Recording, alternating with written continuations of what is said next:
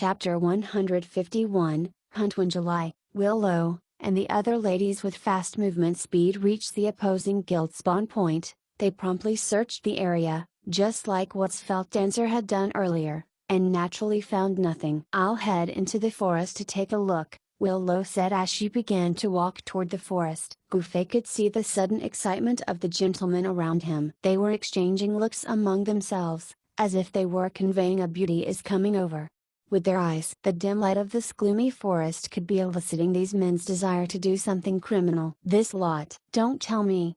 Gouffet was jolted by a sudden thought. Something like that should not be possible in this game. But what if this guild versus guild tournament operated differently from the usual parallel worlds system, allowing players to initiate a different kind of physical assault to the others? Hold on. Let's wait for more of us to arrive before entering the forest together. There might be an ambush within. July stopped Willow. Fireball and his fellow brothers had an extremely disappointed expression on their faces when Willow did not continue heading toward the forest. "What are you guys up to?"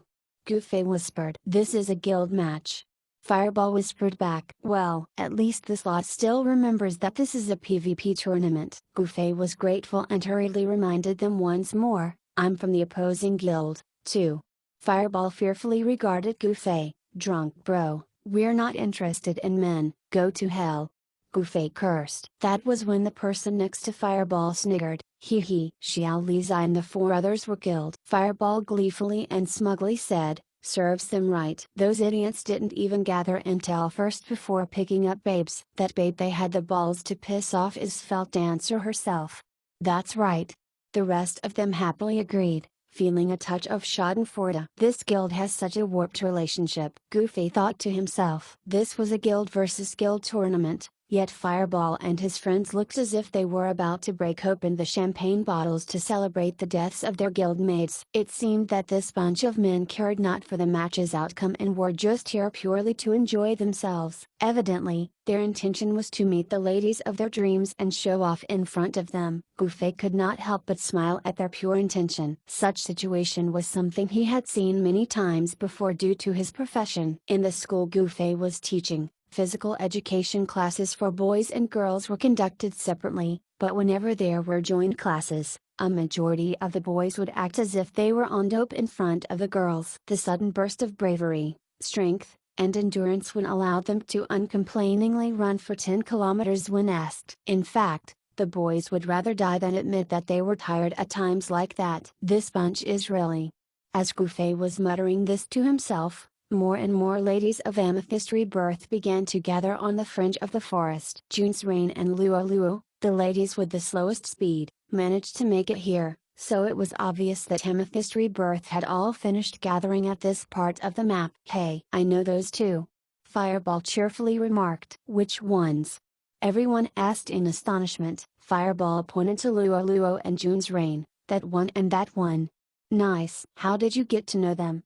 Several expressed their surprise. Knowing 2 out of the present ladies was already pretty good for these men. Since the 2 that Fireball actually knew were rather beautiful, they now regarded him as a great person. "It's all thanks to Drunk Bro," Fireball honestly admitted. All these men realized something. What was a great person compared to a man who knew all the 50+ ladies? That man was essentially a god that they would burn incense for and pray to. Gouffet felt awkward when he saw these men's worshipping gazes. "Don't say it like that." "Ah, it looks like they are about to enter the forest," someone exclaimed. Gouffet shifted his head to look and saw that the now organized party of ladies was indeed about to begin searching the forest with June's Rain in the lead. She was a bit of an airhead that absolutely detested male players who harbored ill designs for her female friends, and Gouffet had known about this when he first got to know her. She even called herself a lesbian, although it was a poor lie on her part. It showed her conviction to not be harassed by any male players. "They're all here." The men's excited voices betrayed a hint of nervousness, making it hard for Gouffet to determine their real intention. "Aren't you guys planning to flee?" Gouffet asked. "Why would we do that? This is the moment we have all been waiting for," Fireball replied seriously. Gouffet was at a loss. There were a total of 6 male players here including Fireball. Were they gaming experts that could handle 50+ female players by themselves? Just as he was pondering about this, June's Rain, who was the closest to the men, suddenly cried out in astonishment, "Ah! What is it?" A few other ladies quickly rushed to Xiu's side to see what was going on, and their cries followed soon after. "What's going on there?" Gu Fei asked, shocked. "It's a trap we have set," Fireball answered. "Quickly do what you have to do, Fireball," the others anxiously prompted Fireball. "Here I come." Fireball flashily appeared from behind the tree and grandly saluted to the ladies before him. "How do you do, m'ladies?" Following this, he chanted a spell, "Blazing Tree of 1,000 Inferno. Arise!" The resulting inferno instantly ignited patches of trees with June's rain and all the ladies trapped within. "Drunk bro, let's leave." Fireball pulled Gu Fei to run away with him, and the other 5 men headlong retreated deeper into the forest. The ladies behind were frantically escaping the AO of Blazing Tree of 1,000 Inferno, while several priests were trying to keep everyone alive with their healing. Gu Fei dazedly went deeper into the forest with Fireball. "What is this? Am I a turncoat now?" Fireball and the others seemed to have made preparations for this, as they stopped at a certain spot inside the forest. While the 5 dropped on all fours to the ground and got busy, Fireball explained to Gu Fei, "These archers finished their job class advancement and are now hunters. The skill they are currently using is called Hunting Trap." "I like the word hunting." Someone among the 5 flashed Gu Fei a crooked smile as he set a trap up. "TSK. What's so great about this skill? It just stops a target's movement for a few seconds and it doesn't even deal a bit of damage." Fireball spat with contempt. "Goddamn! How else would your shitty spell hit without this?" The 5 accomplices raised their heads in unison and cursed at him. Gu Fei was quite surprised when he heard this. This small guild that he had never considered as a big deal apparently had quite a few members who had already done their job class advancement. At the current stage of the game, only those players who would play day and night had reached level 40, and the rest that would only play at night were still at the same levels as the Amethyst Rebirth ladies. Online games were truly a world with an inclusive community that even creeps could achieve something over. And yet, Gu Fei could only think of one word to describe the sight of these few hunters setting traps for the ladies: obscene. Done. The 5 stood up once their traps were set in place. Gu Fei stepped forward and had a look. 5 contraptions resembling mouse traps were poorly hidden beneath the fallen leaves, twigs, and tall grass carpeting the forest ground. Thankfully, the poor lighting caused by the trees and the detritus strewn everywhere on the ground had helped in masking these traps. People must be blind to even find themselves falling for these snares if these were set up in well-lighted places like Yunjuan City. These archers felt somewhat embarrassed when they saw Gu Fei's amazed expression and hurriedly explained, "The higher one's proficiency in the hunting trap skill, the better he or she can hide a trap and the higher the damage it can cause. We've only learned this skill not too long ago." "Oh." Gu Fei could only utter this. "Alright, let's quickly hide ourselves." As the hunters found themselves trees to hide, Fireball dragged Gu Fei to stand beside him once more. "You can't kill people like this." "Why didn't you 5 shoot arrows just then?" Gu Fei asked in puzzlement. Fireball obviously did not have high magic attack power, so his Blazing Tree of 1,000 Inferno could not insta-kill any of the ladies. However, it would have been a different story if the 5 hunters had fired off their arrows together. Although the 5 hunters went through their job advancement at level 40, the skills that they had learned from the preceding 40 levels still remained with them, so they would still be able to shoot arrows. Unexpectedly, Gu Fei's words greatly frightened these men. "Shoot these babes? Drunk bro, are you insane? Hee, shoot these babes," he says. When someone repeated the words lewdly, the rest could not help but sinisterly laugh along with him first before immediately regarding Gu Fei with a horrified expression again. "Lewd. They are far too lewd." Gu Fei roared inside him. Fireball solemnly said to Gu Fei, "Drunk bro, we don't intend to kill these babes. We just wanna tease and have a little fun with them." "Hunting babes." Hee. Someone added. Gu Fei finally understood that these fellows were not really evil at heart and were just rascals that wanted to fantasize about the ladies from afar and capture the women's distressed look in their mental spank banks. "Ah!" Fireball seemed to have recalled something. "Drunk bro, you have been following us all this time. How are you going to earn kill points?" Gu Fei felt very gratified that Fireball had remembered his original goal for coming here. "How about this? I'll tell you the hiding locations of the other guys, and you can earn some kill points from them, instead.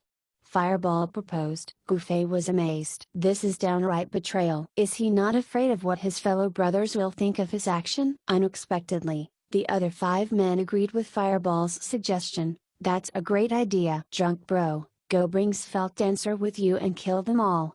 TSK. Drunk bro doesn't need any helper. He can solo them all, Fireball said dismissively. Is that so? The 5 did not say anything more. Although they were very impressed that Gufei had managed to get himself into an all-female guild, Gufei was only at level 39. This meant that Gufei was a whole level and job class advancement away from them in terms of raw power, so the 5 did not feel a shred of respect toward him in this aspect. HMPH. You guys don't know a fart at all. Fireball was unlike the other 5 skeptics. Pulling Gufei to one side, he seriously said, Drunk bro, they are at these places. The Forever in Flowers Guild's players were basically split into 5 or 6 man teams, each hiding in a different spot to take advantage of the ladies when they were alone. Once Fireball betrayed almost all his brothers' positions in the map, he looked at Gufei expectantly and said, the rest is up to you, drunk bro. Are you sure this is fine? What if they find out? Gufei asked, worried for Fireball. Drunk bro, why would you tell them anything? Surprised, Fireball asked back instead. Gufei was left speechless once more. They're here. The babes have arrived. Someone among the 6 men excitedly announced. You go ahead, drunk bro. We're gonna continue our hunt. Fireball returned back to his position, and the 6 men proceeded to intently observe the direction that the ladies were heading. Sighing, Gufei thought that this must be what it meant for someone to borrow another's knife to kill someone. But I'm not the one being killed or the one lending the knife, I'm the knife itself. Chapter 152. So close to disbandment, the lady's somewhat muffled screams and exclamations reached Gufei's ears as he exited the forest from the other side. The light from flames flashed periodically behind him, and he could somehow imagine the waves of heat radiating from them. He. We hunted 5 more. Fireball proudly sent this crude, short message to Gufei. Gufei smiled dryly, how very tasteless. Lifting his head to determine his direction, he bounded toward one of the locations Fireball had just provided him. It was at this moment in time that July had sent out a message on the guild channel. The enemies in the forest are very loathsome and abhorrent. Everyone, watch your steps. They are using the traps a level 40 archer will obtain when one advances or her job class to a hunter. As this message was sent out, Svelte Dancer, who had been quiet all this time, eagerly asked, where are they? I'll come over right now. All of Forever in Flowers' 50 members were present for today's PvP match. So far, there were 5 deaths on their end, 1 by Gufei and the other 4 by Svelte Dancer. Those 5 casualties were the 5 players who had teased Svelte Dancer from the start. She had not gotten 1 kill point ever since then, so a burning anger steadily built up within her. When July gave her the direction, Svelte Dancer hurriedly asked, and Miles, where's he? Do I have to come, too? Gufei asked. No. I alone will do. Svelte Dancer quickly rejected his offer. I knew you would say that, Gufei sighed. She's so competitive. Since I've gotten a huge amount of information from Fireball, should I share it with her? With this thought in mind, he sent out a message to her, found a lot of enemies. Do you wanna join me? A lot? How many? Svelte Dancer asked, skeptical. Short of 30, I think.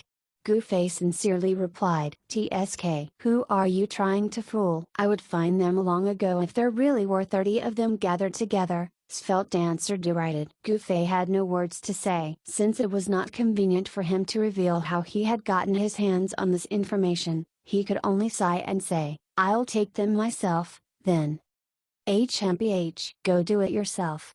Svelte Dancer snubbed. Gufei shook his head. You better not regret it. Nagger. Svelte Dancer countered. It's really hard to be a good person.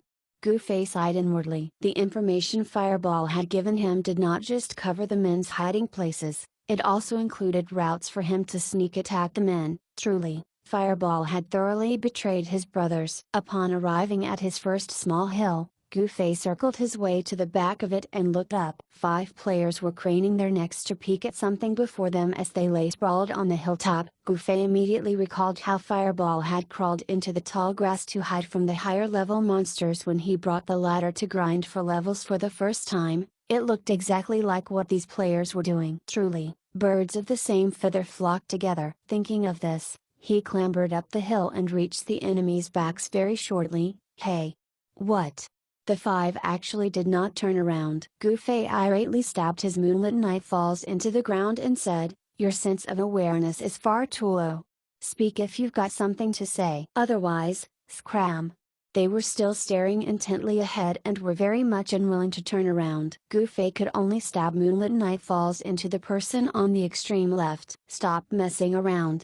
The person dismissively waved him off without looking back, but he did so when he saw that his HP had dropped quite a lot. "You're mad. What are you stabbing me so heavily for?" Properly looking at Gufei, the player was momentarily stunned. "Who are you?" The other 4 men finally turned around when they heard their companion ask this question, before freezing and asking in unison as well, "Who are you? Are you a new recruit? When did you join? I haven't seen you before." "Oh, what's your name?" Someone asked him a series of questions. Gufei did not know how to answer all his questions and simply said, "I'm from Amethyst Rebirth." "Amethyst Rebirth?" The 5 widened their eyes. "Are you a woman?" They looked at Gufei from different angles to see if he had any feminine features on certain parts of his body, yet his voice alone had already convinced them that he was truly a male. This was when the 5 finally realized something. There was a man in Amethyst Rebirth. Has Amethyst Rebirth begun accepting male players? They were very excited. "The fuck we're doing here for then? Let's disband the guild and join Amethyst Rebirth. Quickly tell Mooney." They spoke among themselves, completely forgetting about Gufei. Ahem!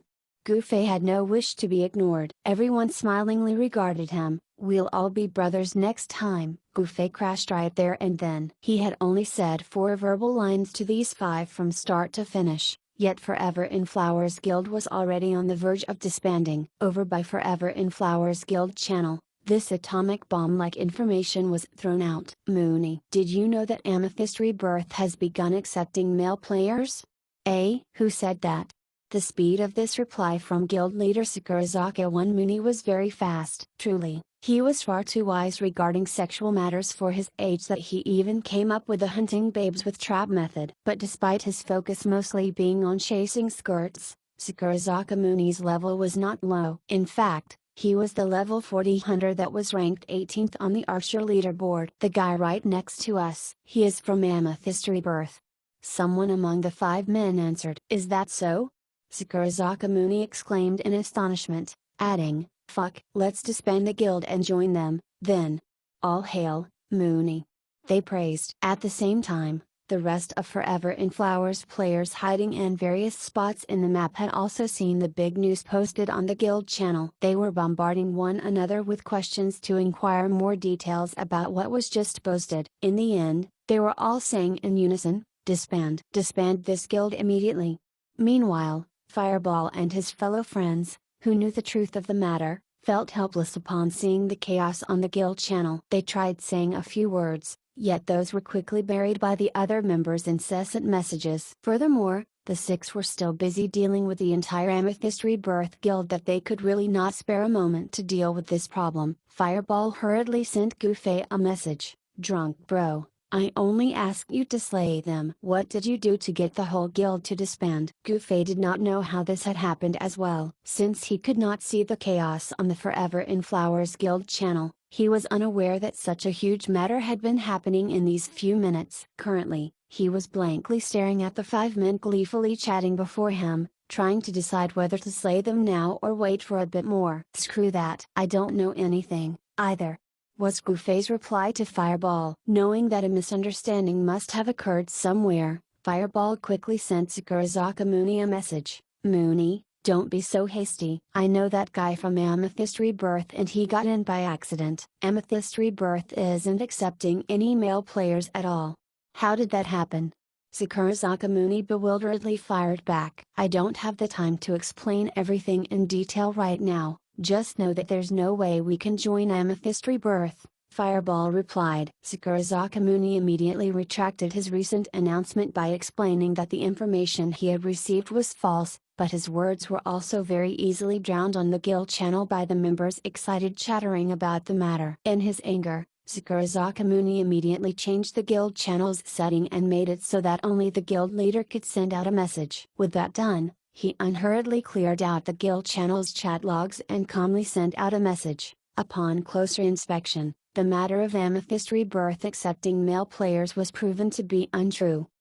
Since they could no longer send out messages on the guild channel, all resorted to privately messaging the guild leader to the point of causing Sakura's personal inbox to incessantly ring with notifications. With over 50 different messages stuffed in his inbox that continued to increase by the second, Sakura had no choice but to revert the guild channel to how it was and say, "Chat here, but do it one at a time. Maintain a clean channel." The ones who understood the matter were Fireball's group and the 5 men beside Gufei. The rumor started from them, after all, so Sakura called out to the 5 men by name and asked for a proper explanation. "What we said is true. The guy is standing beside us now," the 5 insisted. "What did he say?" "That he's from Amethyst Rebirth." "And did he say that Amethyst Rebirth is accepting male players now?" Sakura inquired further. Not one of them responded to this question this time, as Gufei had obviously not said anything about that. "Next time, clear up everything first before assuming anything." Sakura was extremely angry. Disbanding the guild was no big deal, but giving everyone false hope was a grave sin, especially since Sakura was the most delighted when he heard the news. The 5 men were completely crestfallen as they looked at Gufei once more. "Shall we begin now?" Gufei asked as he perceived the change in everyone's attitude. "Begin? What are we beginning?" they dispiritedly asked. "The guild match, of course." Gufei did not know whether to laugh or cry at their lifeless reaction. "What's there to gain by pitting ourselves against you? Go and play by yourself." They were currently irate, so they did not regard Gufei seriously. This was even more so when they saw on their appraisal that Gufei was only a level 39 mage. "Take this." Gufei no longer spared another word on this matter. A PvP match was all about doing one's best. After all, he was already showing the 5 men mercy by not launching a sneak attack on them when he had the chance earlier. It would be far too unreasonable for him to refrain from attacking them simply because they did not wish to take him on, right? Gufei swung his sword downward toward a target, yet the person evaded it by tumbling backward while shouting, "Oi, dude! You really plan to attack us?" "Of course," Gufei said matter-of-factly as he raised his sword to strike once more. That slash just then was not really an attack, but more of a warning to them that he was serious about wanting to PvP. "Kill, kill, kill." The 5 men chorused as they finally acted. Naturally, Gufei became serious as well and quickly eliminated one of them with a few sword slashes. Seeing one of them die before they could complete their preparations, one of the remaining 4 men exclaimed in shock, "Fuck, he's the real deal."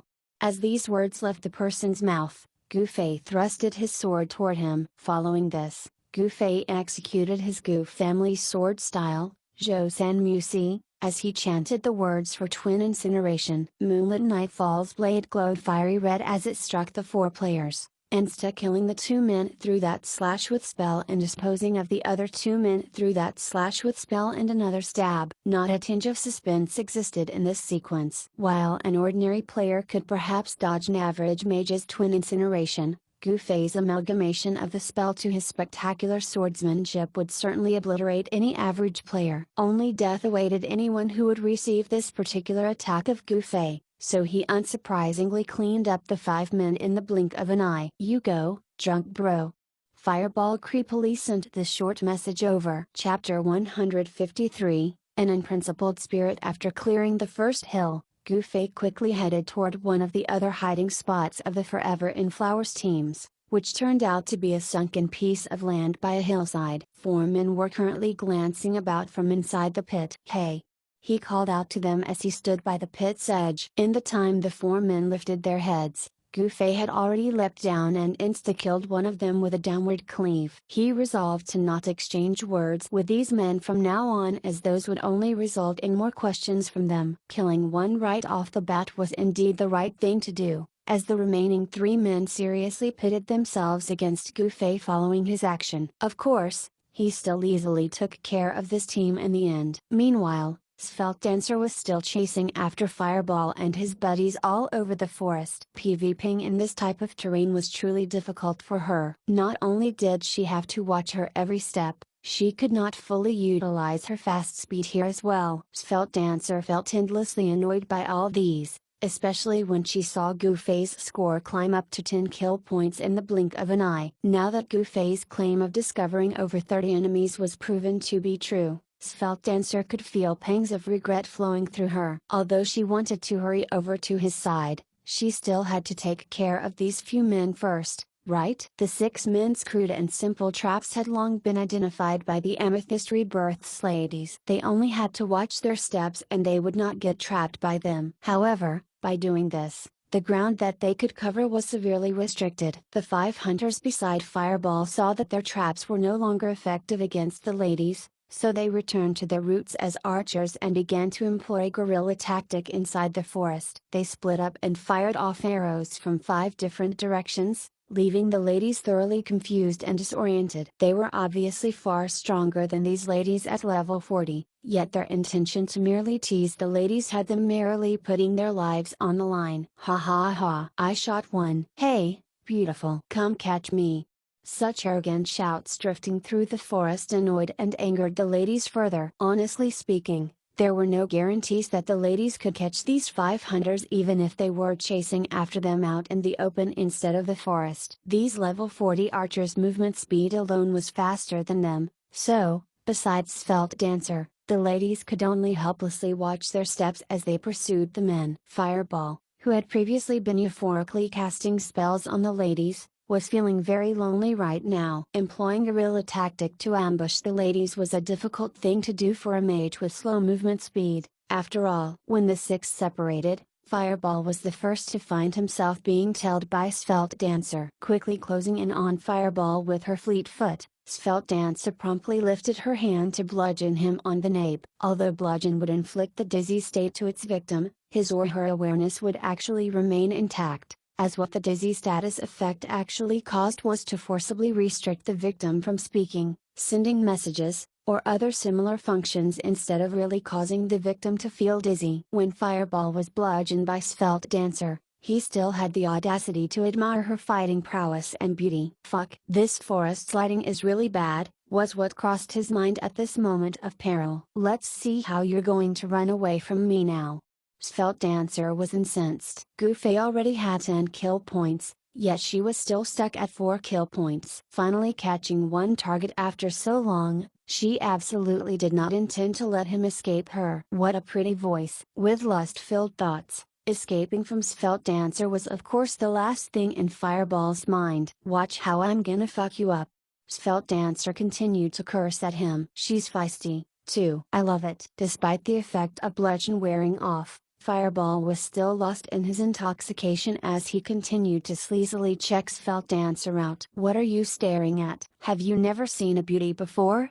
Svelte Dancer fearlessly taunted the enemy mage, as she believed that he would not be able to escape her at this close range. Unexpectedly, Fireball actually nodded his head in response to her exclamation. You rascal! Svelte Dancer cursed as she pulled out her dagger. Oh, great heroine, please stay your hand, Fireball hurriedly pleaded. What? 1,000 miles drunk is my bro, so please spare me some dignity. Fireball replied. Oh? Stunned, Svelte Dancer prepared to send Gufei a message as she asked, what's your name? A babe is actually asking for my name. In his excitement, Fireball momentarily forgot an important matter as he said, Fireball. A ball of fire quickly ignited before him. Despicable.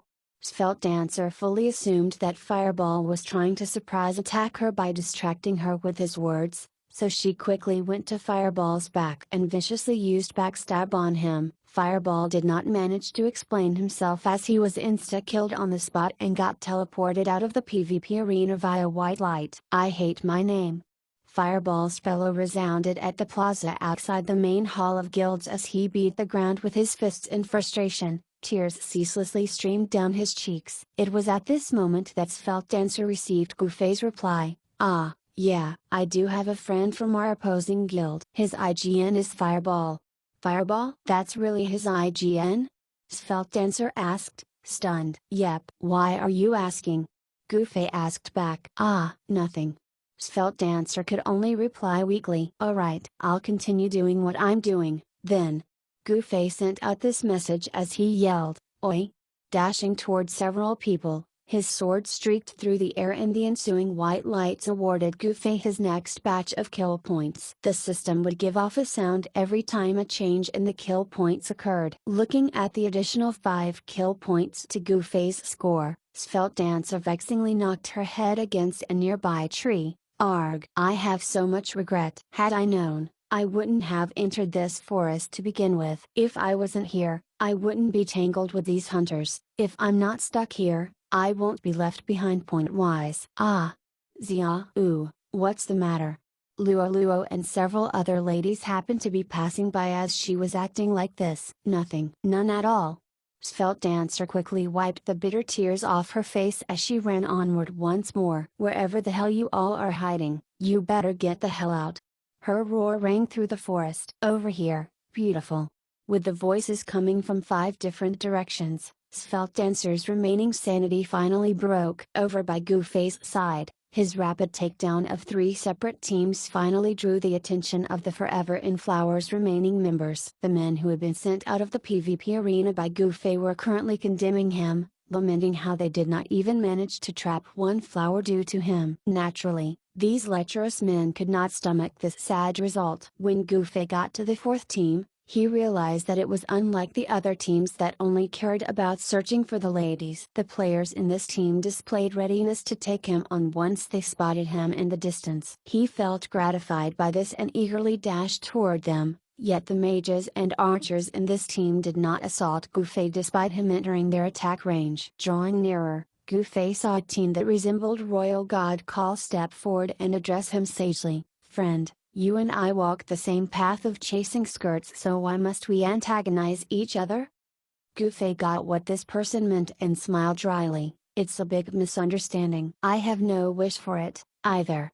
Someone born with a silver spoon would truly not know the desperation that true hunger could bring. All the Forever in Flowers members, especially Sakurazaka Muni, felt very indignant on how Goofy just brushed off his lucky situation like it was nothing. With the mentality of avenging for his fellow guildmates, he said, no one else but in. I'll duel with him. What a great suggestion. Goofy nodded his head. He did not mind whether his PvP was 1-on-1 or 1 versus many. Sakurazaka Muni unhitched the bow on his back, tugged the bowstring twice, and yelled to his brothers, call me quickly if you see a babe. Only when all had nodded their heads in agreement that he felt at ease to face Goofy. Let's begin. Yeah. Just as Goofy finished saying this, he stabbed forward at his opponent's direction with the sword in his hand. Sakurazaka Muni was also a straightforward person, so he straightforwardly turned around to run without a word. Goofy quickly chased after him, yet the distance between the two only lengthened as time went by. Sakurazaka Muni's speed was swift, and Svelte Dancer's speed should be somewhere around his current speed if she did not activate Fleetfoot. Archer was the job class that would benefit the most from the agility stat, so if an archer had a full agility build, he or she would not need a top-grade footwear, such as Wind Chaser's boots, to reach the speed that was possessed by Svelte Dancer, the full agility thief. Even the full agility mage Goofy seemed like a second fiddle when compared to the speed that those two had. Sakurazaka Muni ran a swathe away from Goofy before turning around and smiling calmly as he fired off an arrow at him. He then called out to his brothers, any babes yet? Nope. With this reply from all his men, Sakurazaka Muni nodded his head. Seeing that his arrow had been dodged, he merely continued to extend the distance between him and Goofy. He fired off an arrow on homing projectile as he ran onward. Goofy was inwardly surprised. Truly, many unique and amazing characters existed in the online gaming world. Svelte Dancer could use her skills while on Fleetfoot, and this Sakurazaka Muni could shoot arrows while in motion. It was true that homing projectile had the ability to trace after its targets, but it was still necessary for the players to lock properly on their targets before that could happen. Since he could even lock on and fire off an arrow on homing projectile while in motion, it would naturally be easy for him to use his other skills as well. Although Parallel World had a system that aided archers when firing arrows, achieving this level of accuracy while they were running was not easy. At the very least, Gu Fei could not do it. Although he had been practicing Kung Fu for so many years, he had never once dabbled in the field of archery. Still, Sakura Sakamuni having superb archery skill and actually managing to hit Gu Fei with his arrow were two entirely separate matters. With a raise of his sword, Gu Fei easily knocked the arrow on homing projectile off. Sakura Sakamuni's movement speed was indeed way faster than the average player's, yet his attack speed was just slightly faster than others. No matter how superb Sakura Sakamuni's boots were, they could only increase his movement speed and could not affect his attack speed. Sakura Sakamuni also felt surprised when he saw Gu Fei strike down his homing projectile. He ran a few more steps forward before turning around to release an arrow on Snipe. Gu Fei did not dare block this arrow with his sword this time, as Snipe's speed was truly fast. Instead, he turned his body sideways and the arrow quickly whisked past him. "Fuck, you can even dodge that? Let's just stop for a while," Sakura Sakamuni hollered, and Gu Fei really halted his movement. "I am sure you realize that we can't go on like this. I can't hit you, and you can't catch up to me. The most we can do is to settle with a draw, so I don't see the point of fighting anymore. Why don't you go and play elsewhere?" With that, Sakura Sakamuni ran toward his other brothers as he yelled out, "Have the babes appeared yet?" Gu Fei was speechless. He finally knew what it meant for a person to have an unprincipled spirit. Chapter 154, End of the second round. Sakura Sakamuni no longer bothered with Gu Fei after saying his piece and hurriedly made his way to a nearby hilltop together with his fellow brothers. They were lying down with their chests on the ground, hoping to catch sight of passing by babes down the hill. Fearlessly leaving their backs exposed to him, Gu Fei was at a loss on how to emotionally react to it. "For a bunch of skirt chasers, aren't you guys being too straightforward and upright right now? I am your enemy, after all," Gu Fei yelled inwardly. Walking up to the men, he said, "Hey, this is a guild versus guild tournament, so," Sakura Sakamuni impatiently interrupted him, "your guild is sure to win anyway since we're not fighting seriously, so why must you be so particular about things? Let me tell you, all my brothers that you killed off are currently bawling their eyes by the plaza outside the main hall of guilds. You better think of an explanation." "Explanation? Why must I explain my action?" Gu Fei asked indignantly, saying, "Bro, we're competing right now. It's wholly justifiable for me to slay you all. Since it's a match that your guild is bound to win, why must you be so serious? It's life. Just get by with what you can. Come here. Why don't you introduce me to some of your guild's babes, instead?" Sakura Sakamuni was still young, yet his warped logic sounded mature and sensible. "I don't usually mingle with them, so I'm not really familiar." Gu Fei trailed off as he actually did not know how to respond to the other's request. Sakura Sakamuni looked disgusted. "Don't be a miser. You're dominating over 50 women, yet you're still not satisfied. Leave some for us, too. Why must you be like this? I really am not familiar with them." Gu Fei finally lost his sanity just like Svelte Dancer, albeit for a different reason. "How heartless. You're truly unsympathetic to your fellow brother's plight, man," Sakura Sakamuni said in an extremely aggrieved voice. Gu Fei did not respond to his biased statement. "Fine, you're not familiar with them. Still, you should know where they are right now, yeah?" Sakura Sakamuni asked. "Oh, they are all at that forest," Gu Fei answered as he pointed to a certain direction. Since he had no way to deal with these men, he might as well send them over to Svelte Dancer. That girl had it tough. While Gu Fei already had 14 kill points, she only managed to earn 5 kill points so far. Sakura Sakamuni looked at where Gu Fei was pointing and was immediately aghast. "Fuck, those bastards must have lured the babes there. No wonder we didn't even see a strand of hair of a woman here. Those louts must be thinking of keeping the babes for themselves. Comrades, let's go." "Charge." With a wave of his hand, the players lying prone on the ground majestically stood up and secured their equipment to charge toward the forest. "Thanks, bro." Sakura Sakamuni amiably patted Gu Fei, who was smiling bitterly, on his shoulder and said, "We still have 4 more teams. Go find them if you wanna earn some kill points." Gufei was at a loss for words. What sort of guild was this? Did people even look up to this sort of guild leader? Unexpectedly, none of Sakura Sakamuni's followers had any negative reaction to what he had just said. Brothers, let's go chase skirts. We'll also take care of those dipshits for attempting to take all the ladies for themselves. Sakura Sakamuni rallied his men before reminding Gufei, don't tell the other men where the babes are at. Gufei silently looked on as the 5 men rushed down the hill, thinking that he could only chase the other targets now. At least, Sakura Sakamuni was a little more upstanding than Fireball as he sent out this message on the guild channel, be careful of that guy from Amethyst Rebirth. He's strong. He had the responsibility to do this as a guild leader. After all, the other 4 teams stayed in their respective formations and waited with bated breath.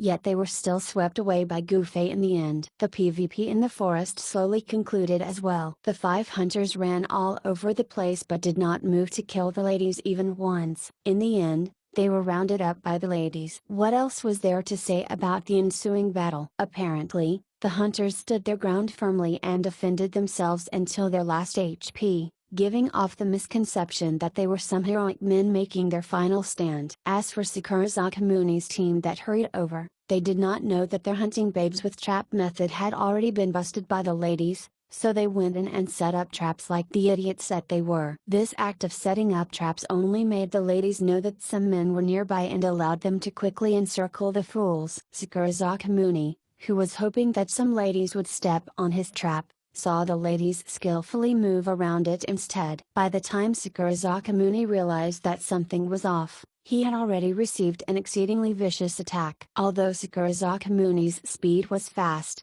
it was still not faster than Svelte Dancer on fleet foot. In the process of his escape, he got bludgeoned by Svelte Dancer before over 50 ladies surrounded and bombarded him with their attacks. When Sakura Sakamuni thought back to this incident, he described it like so, back then, I darted out to escape the scene. In the end, one of the 5 unyielding experts, the beauty Svelte Dancer, caught up to me with her fleet foot and hit me with bludgeon right on my temple. Over 50 ladies surrounded and attacked me together in the next moment. They were probably afraid that I would explode in anger once I recovered. Even the priests struck me with their holy ball. Did any one of you receive such a special treatment like me? That's Mooney for you. His Forever in Flowers members sighed in admiration. The second round of the Skilled vs Guild tournament ended like so. Had Forever in Flowers fought seriously with its greater number of experts, it would not have been possible for Amethyst Rebirth to win this guild match with mostly Gufei and Svelte Dancer's effort. Due to the unique aspect of these 2 opposing guilds, Amethyst Rebirth once again attained a perfect score. The luck for such an ending to occur was truly miraculous. At the same time, Amethyst Rebirth's Mercenary group also successfully made it into the 3rd round of the PvP event. Compared to the Guild vs Guild tournament, the Mercenary PvP tournament had many small mercenary groups similar to Young Masters Elite. Beating such groups was easy for the level 1 Amethyst Mercenary group with its 20 members. As for Young Masters Elite meeting one of the 6 strongest mercenary groups in the 2nd round, it could only be said that the group had the worst of all possible bad lucks. Although they managed to eke out a win, the impact of their action was huge. With no way to vent the frustration for their loss, the Cloud Herders players could only condemn Young Masters Elite's members in speech inside the game and in writing on the forums by calling their tactics shameless and a blight to the entire event of Parallel World. This was considered as the most controversial occurrence in the 2 rounds of the Mercenary PvP tournament, attracting even the players from other cities to visit this post. In this post, Cloud Herder detailed how Young Masters Elite had made a few strong members act as suicide bombers to take down a greater number of opponents first before making its final member with fast movement speed run around the map to waste the allocated PvP time. All the mercenary groups participating in the PvP tournament were nationally aware of this rule. Yet they did not expect that a 6-man mercenary group would actually win over the ranked 6th Cloud Herder mercenary group through it. Other mercenary groups that had the same size as Cloud Herder suddenly felt threatened, as getting beaten through such a roundabout and unscrupulous method was indeed very frustrating. Young Masters Elite was obviously privy to this talk on the forums. Even Gufei checked the post after hearing all the hubbubs about it. Over at Ray's Bar, Some members of Young Master's elite were currently reluctant to talk with young Master Han and opted to giving him a cold shoulder with a sullen look on their faces. If this tactic was forced on them to achieve victory due to the helplessness of the situation, these experts would not feel bad about other people berating them and might even feel proud of their method. However, Young Master's elite could do more than just that. With young Master Han's prodigious mind, Gu Fei's extraordinary fighting prowess, and the other experts' abilities, they could easily wipe the floor with Cloud Herder mercenary group. Only the experts of Young Master's elite knew of this fact, however. Thus, their resentment to young Master Han over this tactic that required sacrificing some members could not be measured by mere words. The current atmosphere in the room was stifling. Young Master Han silently drank his liquor as Brother Assist introduced today's opponent. Young Master's elite's luck was back to normal this third round after the last round's misfortune as it was matched up against a 5-man mercenary group.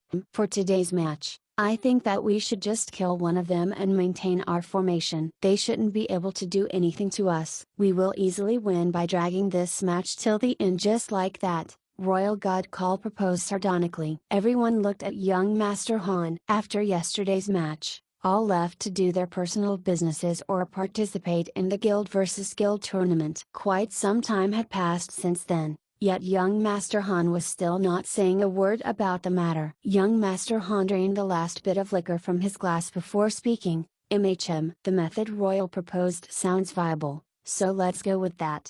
The room descended into an uncomfortable silence. Alright, stop this childish bickering and get serious, everyone. Brother Assist laughed bitterly. Royal God Call's immaturity was expected with his age, but the smart young Master Han actually engaging him into a verbal fight was simply outrageous. After Brother Assist brokered a stalemate between the two, young Master Han finally adjusted his attitude accordingly. Yesterday's match ending purposely like so as to give the large mercenary groups a wake-up call. I admit that we could easily annihilate the entire mercenary group yesterday, but one of the crucial requirements for that was for me to carry out my commands from a high ground. However, commanding from a high ground will expose me to the enemies. Thankfully, yesterday's PvP arena had good concealment and exploitable vantage point. Many conditions have to be fulfilled when using a tactic that relies on high ground commanding, and it is still not guaranteed to work all the time. Thus, I used the opportunity we were given yesterday to achieve such a victory to set something in motion for the upcoming matches with the other large mercenary groups. Even the criticisms we are currently receiving on the forums are exactly what I want. As for what use those will bring, you'll find out the next time we meet a large mercenary group.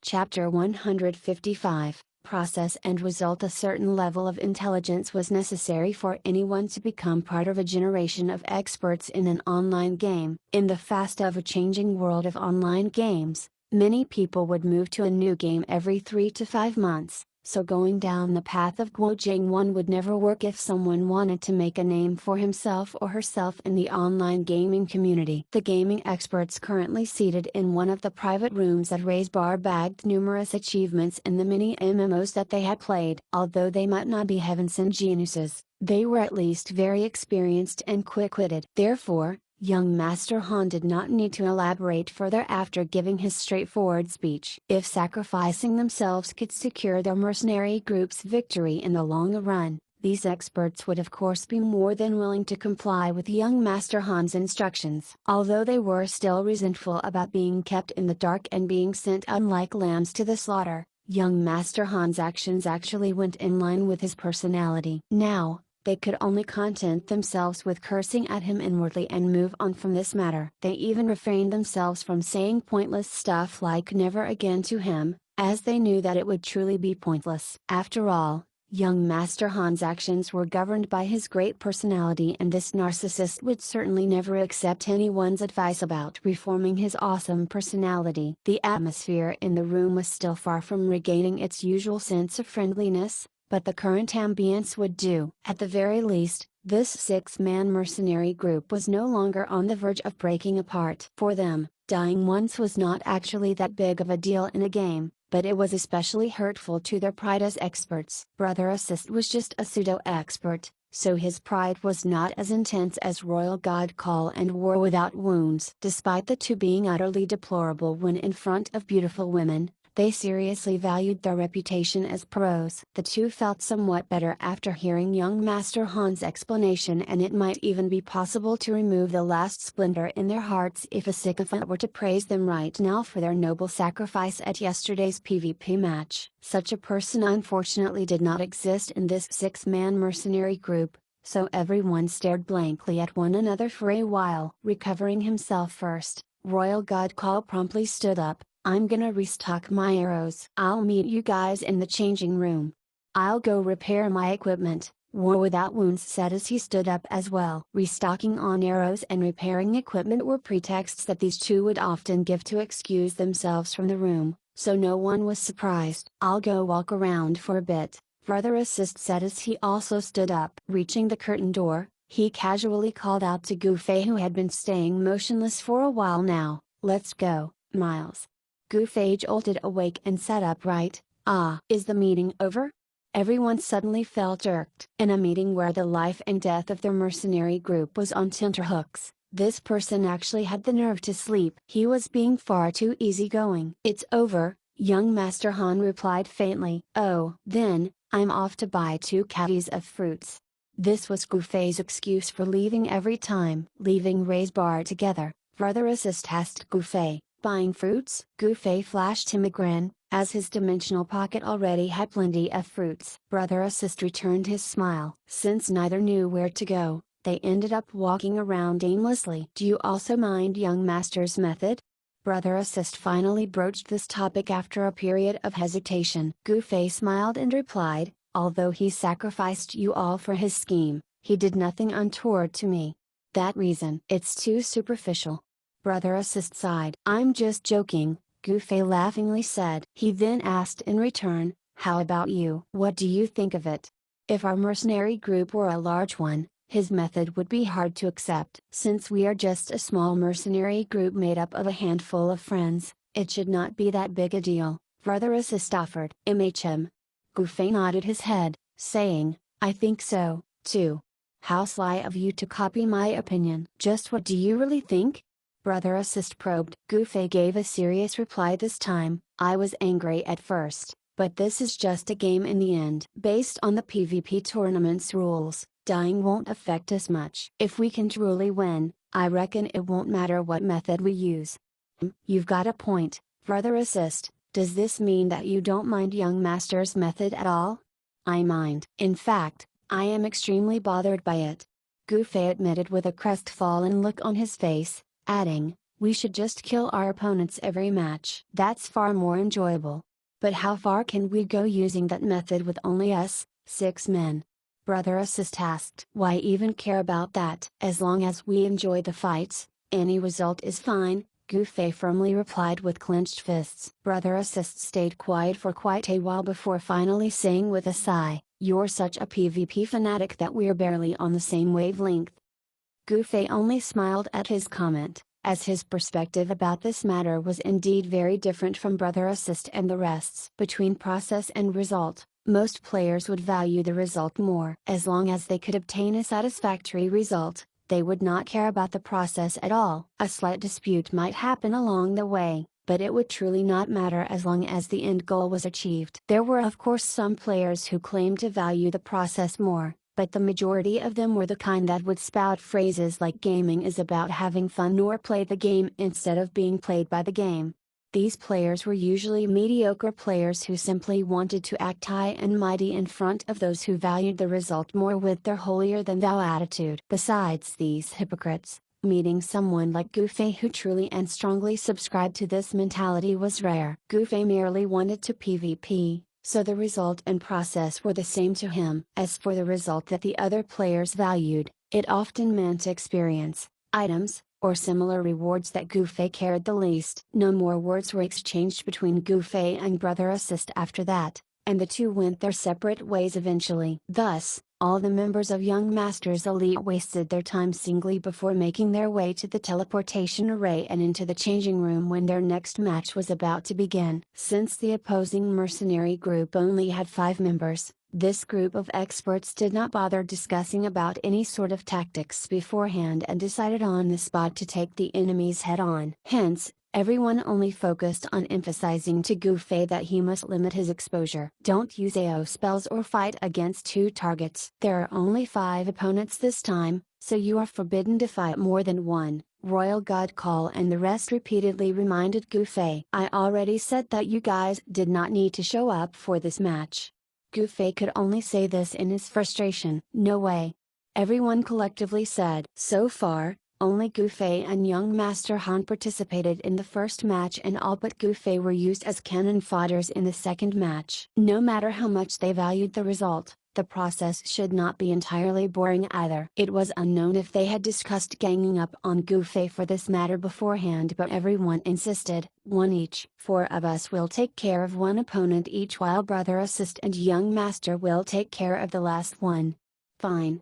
Gufei reluctantly acquiesced. Something unexpected happened, though. Only 3 out of the 5 members of the opposing mercenary group had shown up for the match. How should we split them up? Brother Assist asked. Gufei, Royal God Call, and Sword Demon exchanged smiles before saying, it's first come, first served basis. Screw this. War Without Wounds roared in annoyance. Doing that would clearly become a contest of speed and, as a warrior, he would never have a chance against these 3 speed freaks. As for Brother Assist and Young Master Han, they were not really disappointed to not participate in this match with them having non-combat job classes. As the timer turned 0, everyone was teleported straight into the PvP arena. Only 9 players were participating in this match, so they got the map for 10 individuals and below. Once they spawned into the map, the 6 immediately spotted their 3 opponents. Charge! Royal God Call shouted with utmost confidence. Although he had traded his Windchaser's boots to Svelte Dancer, the pair he got from her, Boots of the Nimble Cloud, was merely movement plus 2 off. Moreover, Royal God Call had the Archer job class that benefited the most from the agility stat, so his speed was currently on par with Gufei despite not going for an all-agility build. With that shout of his, Gufei and Sword Demon dashed forward. Royal God Call was about to make his move too when his feet were lifted off the ground. Looking backward, he saw that War Without Wounds had picked him up. What are you doing? Royal God Call asked, dumbfounded. Since I can't snatch one, I'm just going to drag someone with me. War Without Wounds flashed him a devious smile. Fuck, why must it be me? Royal God Call flailed about in his attempt to wriggle his way out of War Without Wounds' vice grip. Sadly, even if he managed to hit War Without Wounds with his arms flailing around up there, he could only inflict a limited amount of damage to the warrior. War Without Wounds swung Royal God Call about for a bit to disorient him before answering with a question. Do you think I would rather grab Miles? Do I look suicidal to you? Sword Demon. There's still him. Royal God Call moaned feebly. It's too late now. War Without Wounds used his free hand to point afar. Look, they're already upon them.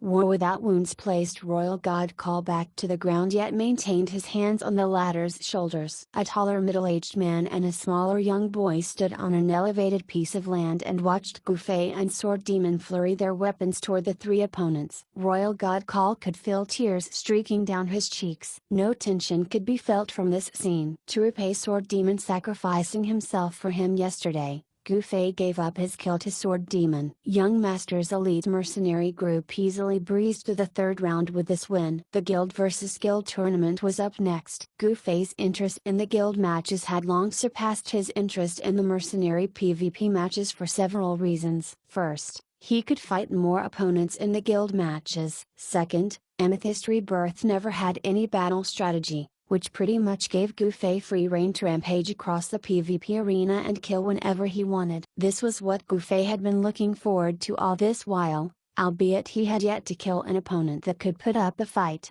Well, maybe Sakura's Yukamuni could count as one in a way. However, the 2 would never be able to best each other and would only end up in a stalemate given their respective fortes, so Sakura's Akamuni technically did not count as one of Gufei's PvP conquests in this Guild vs Guild tournament. The 3rd round of the Mercenary PvP tournament ended way too fast and too early, so Gufei decided to pick up bounty mission to pass the time. When it was time for the Guild vs Guild tournament, He hurried over to the teleportation array by the main hall of guilds. When he entered the changing room, he saw that all the Amethyst Rebirth's ladies had a somber expression on their faces once more. Could they have met another Scabrous guild? As Gufei was thinking of this, July started introducing today's opposing guild when she saw that everyone had arrived. Amethyst Rebirth had finally drawn a big lot, as it was currently up against Yeonju on City's number 2 guild, Corrals. Chapter Notes 1. Guo Jing is the main character in the Legend of the Condor Heroes, which is part of the Condors trilogy. What the author essentially means in this is that no one in the online gaming world can become renowned by being loyal to just one game. Chapter 156, Single File Formation. Although Carouse was known as Yeonju on City's second largest guild, its size and level were the same as Traversing 4 Seas. Both guilds were at level 5 with 750 members. Frankly speaking, the only worry that large guilds in Parallel World had was if the guild level was not high enough. As for the member count, many players would immediately fill up the available spots once the guild level rose. People were dying to join such large guilds at the first opportunity. After all, Carouse was viewed as the second largest guild in Yeonju City only because it started slower than Traversing 4 Seas and was always a few steps behind the ladder at leveling up the guild, leaving Carouse at an unfavorable position whenever it was time to level the guild and recruit new members. However, ranking the guilds was not just simply a race to being higher level. The day-to-day tasks and happenings in the guild were important as well. A large guild would not simply let its members waste away their spots as days went by, so replacing members was a common occurrence in a guild. Players that seldom logged on or were leveling too slowly to meet the guild's demands would be kicked out, and the freed spots would naturally be used to inject new blood to further strengthen the guild. This race to recruit capable experts was the main contest of struggle between the two guilds. Although Traversing 4 Seas and Carouse were ranked as first and second based on the time they each leveled, the public was still unsure which of them was stronger and had better experts since the two guilds had never clashed before. Thus, a majority of the players were hoping that the guild versus guild tournament would determine for everyone which was the better guild between the two. Since Amethyst Rebirth, a small guild with 54 players, had drawn such a formidable opponent, the specter of death was visible even on the ladies' very expressions. Although they were not heavily invested to the match's outcome, they still had some regards toward it. The small flicker of hope inside each of them wished for a miracle to happen. They managed to breeze through their 2 matches easily thus far, so they naturally felt a little sad to finally encounter a huge hurdle today. This was more or less what the ladies currently had in mind. Concluding her presentation, July merely said, "Everyone, do your best." All the ladies and the sole gentleman nodded their heads. Gufei chose to remain silent, as Felt Dancer approached him and said, "Plenty of kill points out there today, so I won't lose to you for sure." Gufei laughed bitterly for a moment. "I'm afraid this might be our last chance to compete for kill points, so you better try your darndest." Felt Dancer bewilderedly asked, "Why did you say that? You actually think that we've got a chance to win today?" Gufei asked back instead, astonished. "Why not?" Felt Dancer felt shocked at his question, asking, "Haven't you seen the forums?" Gufei was confused by her question, saying, "Forums? I've skimmed through them." "Why? There is this 6-man mercenary group called Young Masters Elite that defeated Cloud Herder mercenary group with over 70 members. Don't you know of this matter?" Felt Dancer gasped in surprise. "Of course, I know about it," Gufei replied hastily. Everyone had already been drawn in by Felt Dancer's gasp. Young Masters Elite might not be very famous, but that name held plenty of weight to Amethyst Rebirth's older members. The ladies knew that that mercenary group had helped them resolve the matter with no smile, so they were happy that Young Masters Elite had made the headlines. Hearing Felt Dancer suddenly mention this mercenary group, they eagerly pricked their ears to eavesdrop. Felt Dancer cleared her throat and swept her gaze over at everyone present. "Ladies." "Ahem." Gufei coughed lightly. Felt Dancer casted a sideway glance at him before adding, "And someone." Gufei did not cough anymore, as being someone was better than being labeled as one of the ladies. Felt Dancer continued to address the crowd, Young Masters Elite is a good example for us. The players in that group did not falter despite encountering strong enemies and instead tried their best to drag the fight out with their opponents. We are in a similar predicament to Young Masters Elite in today's fight, so we must actively learn from that group's tenacity. Keep running if you can and drag as many enemies down if you cannot. Do your best to cause an upheaval and sacrifice every bit of your strength for our guild to win this match.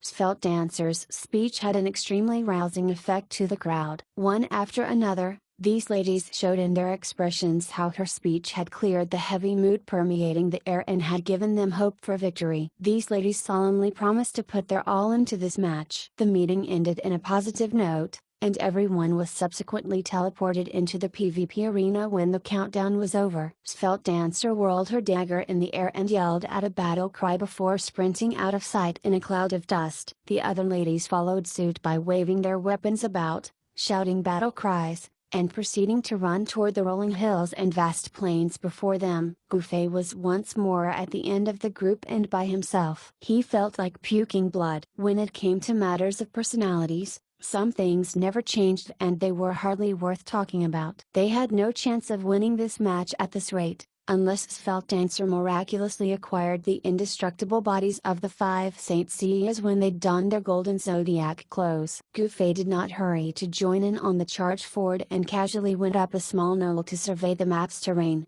noting that their effort might still come to naught even if they had young Master Han's expert guidance. About 700 players were in this match between Carouse and Amethyst Rebirth, so this PvP arena was far larger than the ones Gouffet had previously been into before. Getting into a vantage point and looking about, he merely saw more land stretching beyond the reach of his sight. How would anyone do any sort of high ground commanding at this rate? It was exactly as what young Master Han had said before. There were limitations to commanding from a vantage point. Gouffet descended from atop the knoll and bounded across the land. The size of the map and the time limit for the PvP match were truly complementary to the quantity of the participating players. With such a big map, we might eke out a victory if I kill every opponent I encounter, Gouffet thought to himself. He gave up the idea of engaging the enemies head-on to avoid alerting the opposing guild's main force of his presence. Gouffet walked along the edge of the map, hoping to first observe the enemy guild's composition before making any further plans. The guild channel was surprisingly quiet when he pulled it out. The ladies' desire to win this guild match was apparently pretty high for them to prioritize the fight at hand over chatting. However, focusing on a task did not mean that it would get accomplished brilliantly. In this case, the ladies' lack of strength was still the prevailing truth. Gouffet continued to run forward. The guild channel was quiet and the PvP arena was deserted. As Gouffet was thinking that he might have entered an entirely different dimension, a message suddenly flashed on the guild channel from Svelte Dancer: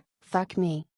Gouffet's heart skipped a beat. Svelte Dancer's high attack power and fast speed made her combat strength comparable to his, so having her around would somewhat increase their guild's chance of victory. Could it be that she had been eliminated so soon? Thankfully, the system did not send out any signal for a death and Svelte Dancer immediately followed up her message: "These guys are far too comical. What happened?" A rush of queries appeared on the guild channel. "Have a look for yourself," Svelte Dancer replied cryptically. With her monstrously fast speed, Svelte Dancer's mad dash to the front allowed her to see something that the others would only see after quite some time. Gouffet was considered as the second fastest member in the guild, but he wasted quite a few precious minutes due to him walking to the edge of the map and climbing up a high hill. At this moment, not one person was visible in his line of sight. Quickly making his way forward, he finally spotted human figures ahead and could not help but spit out, "Fuck me."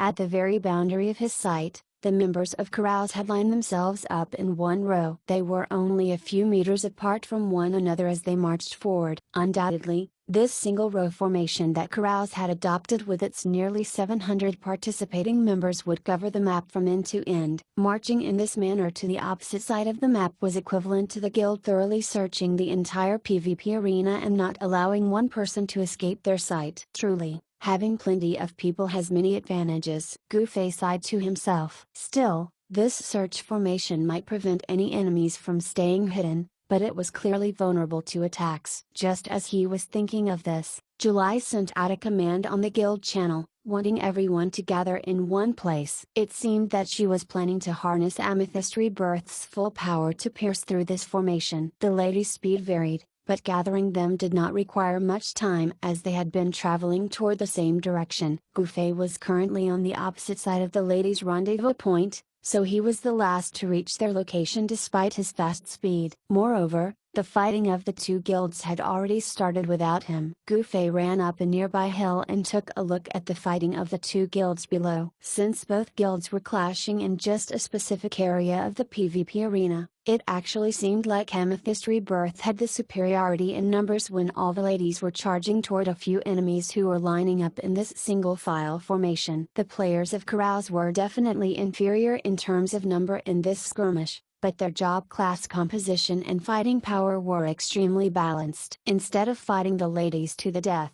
they chose to maintain their formation and defend against their assault. In contrast, the Amethyst Rebirth's ladies' lack of a good commander and group battle experience became more and more evident as the PvPing dragged on. For instance, the ladies' battle positions were a mess. Given that players had no immunity from friendly fire and parallel world, the players' stationary and mobile battle positions were often stressed upon. Right now, Amethyst Rebirth's assault was akin to scattered sand battering a large rock. The archers had their firing range blocked by their guildmates. The mages could not unleash AO spells due to how tightly packed they were. The warriors that usually acted as vanguards of a battle formation to tank their enemies' attacks were instead at the rear, and the thieves that should be on stealth and flitting in and out of the fight to deal bursts of damage to the opponents were instead at the front line. Carouse's team steadily retreated to further upset the Amethyst Rebirth's already fragmented battle formation as more members from either side of the single row formation began to stream in. At this rate, these ladies would not attain any sort of victory. It seemed that Carouse had a thorough understanding of Amethyst Rebirth's flaws, which was why they had intentionally shown a weakness in their formation to bait the ladies into assaulting them. Since the ladies thought that their battle formation's weakness was insignificant, then it meant that Carouse's ploy was a success. Gufei could no longer bear to watch this, so he sprinted down the hill and hollered, "Retreat! Leave them all to me!" None of the ladies was commanding, so they happily and obediently retreated to the side when they heard Gufei's shout. As Gufei raised his moonlit nightfalls and chanted a spell, the opponents timely fired off arrows toward him to disrupt his spell casting. At the same time, he heard a familiar yet aloof voice, "Use AO spells and zone 1 that warp." Chapter Notes 1. In games, zoning is a term used when someone is keeping a target out of an area or away from another player. Goal. Chapter 157, Gallantry and Tactics. Just as the row of blazing tree of 1,000 inferno sprouted before Gufei, a series of descending wheel of flames ignited in the sky. Looking beyond the wall of fire separating him and the opposing guild, Gufei saw that a familiar-looking priest was currently leisurely bestowing heal on the nearby Carouse's players. When this priest saw that Gufei had spotted him, he performed a curt bow toward him with a flourish of his left hand. "Thieves, no need to enter stealth. Archers, don't fire arrows together, instead, keep a steady stream of arrows coming to pester him. Mages, continue what you're doing." Young Master Han threw Gufei a smile as he issued these instructions to the members of Carouse. Since the ladies had all retreated at Gufei's behest, the opposing players were able to focus their firepower on him. The ladies who were now standing at a safe distance looked on to see what Gufei meant by his "leave them to me" declaration, yet they merely saw him getting zoned to the side by the opponents. Fireball. Shoot. Gufei could only cast this most basic spell under the enemy's intense suppression. The damage that his fireball spell could cause was shocking, but because of its extremely weak verdict, the enemy warrior was able to cleave the ball of fire with his sword as if it was nothing. Gufei dealt with all the incoming arrows as he waited for the wall of AO spells to dissipate. Given that the average mages had much higher mana pool than Gufei, these mages before him were unlikely to run out of mana after casting just 4 or 5 AO spells. While Gufei was being zoned in a corner, the men from both ends of Carouse's single-file formation stealthily made their way toward the Amethyst Rebirth's ladies. Standing atop the hill, Gufei saw that a number of opponents were in the process of encircling Amethyst Rebirth to annihilate everyone in one go. At this moment when advancing or retreating was not possible, Gufei actually received a message from young Master Han, "Compared to your gallantry, tactic is certainly more useful. He is really sadistic, Gufei spitefully thought to himself. Despite the steadily increasing number of opponents, Carouse continued to deal with Gufei by zoning him and did not dare engage him in a melee. The enemies that were not dealing with Gufei moved to assault the ladies, and although the ladies retaliated at the incoming enemies, they would still occasionally look at Gufei's direction, hoping that he would do his leave them to me declaration again. With the situation becoming worse as time dragged on, Gufei knew that it was only a matter of time before the ladies were decimated. If that happened, he would have to deal with a 700-man encirclement by himself. No matter how much Gufei loved PvPing, he still did not wish to deal with such an insane situation. Looking around and spotting a sizable boulder at his rear, Gufei sprinted toward the rock and hid behind it. As the archers grew nervous at the realization that the boulder would shield Gufei from their arrows, young Master Han merely smiled. Don't worry about that. Any spell he chants over there won't hit us. That boulder has long been included in my calculations. The mages of Carouse paused for a bit as they realized that the range of their spells, be it their descending wheel of flames or blazing tree of 1,000 inferno, would indeed not be able to reach that rock. Meaning, Gufei's attack would not be able to reach them as well. As the men of Carouse thought up to this, they spotted Gufei peeking from behind the boulder. A raging inferno sprouted before them in the next moment, yet it was a good 2 meters away from their nearest player. All of them laughed heartily at this and praised young Master Han's brilliant calculations. It was at this moment that Gufei had dashed recklessly out of the rock and into the wall of fire, zoning him. Is he surrendering to his desires? That's suicidal. Young Master Han laughed coldly. Gufei had dived headfirst into the burning conflagration and was instantly lost in the flames. The time he had to spend within the flames was but a moment with his fast speed, yet he had no means to withstand the damage output of several blazing tree of 1,000 inferno and descending wheel of flames. Young Master Han and the rest of Carouse thought that they would not see Gufei in this PvP arena again. Yet the sight of Gufei making it through the wall of fire with soot streaks and burn marks on his body gave them a thorough shock. How is that possible? The mages whose spells had formed the wall of fire separating Gufei from them involuntarily stopped their spell casting as they gawked at one another. When the bombardment stopped, only the scorched ground, a few raging infernos, and one flame wheel were left on the PvP field. Whose flame wheel is that? Why haven't you made it descend yet? These players indeed lived up to their reputation as experts of a large guild, as they very quickly found the reason for the anomaly, questioningly eyeing the few mages in charge of zoning Gufei. As the mages suspiciously looked at one another, Gufei suddenly laughed. Do you mean that flame wheel? Sorry about that. That's actually mine. With Gufei uttering the word descend, the flame wheel finally explosively landed on the ground. Everyone finally realized what had happened. That's too sneaky. You're not just a musclehead, after all. Young Master Han could not help but praise Gufei's ingenuity. That one flame wheel Gufei had casted effectively disrupted the mage's chain of spells. The thing was that the coordination of these mages who were casting descending wheel of flames was actually flawless, as they would all take turns casting that spell, and each of them would only cast the next flame wheel after the previous one had descended. Gufei's descending wheel of flames had deceptively stayed suspended midair amid the enemy's casted spells, giving the mages the wrong idea that one of them had yet to drop the casted flame wheel on the ground, and thus buying enough time for Gufei to safely break through their spell cordon that was only made up of several blazing tree of 1,000 inferno. This foolhardy method only worked because the mages of Carouse had been coordinating with one another so expertly. Had they been the Amethyst Rebirth's ladies, they would surely have unleashed spells on the targets at their convenience without a care about coordinating their attacks with others. The originally excellent coordinated attacks of the enemies were thus exploited by Gufei. Quickly attack. Coming back to reality, the players of Carouse realized that Gufei was already upon them and quickly organized themselves for a frontal assault. Too late. Gufei said as he closed in on his most hated enemies, the mages. Before the mages could raise their magic staves to cast spells, Gufei's twin incineration had already insta-killed a full circle of them. Fuck, what kind of mage is he? The remaining players were dumbfounded. The archers had originally assumed that Gufei would cast a spell to attack them, so they had readied their arrows to interrupt his incantation. Who would have thought that Gufei would instead dart toward them while dodging the incoming attacks to insta-kill the mages with his twin incineration. His spell damage alone is already monstrous.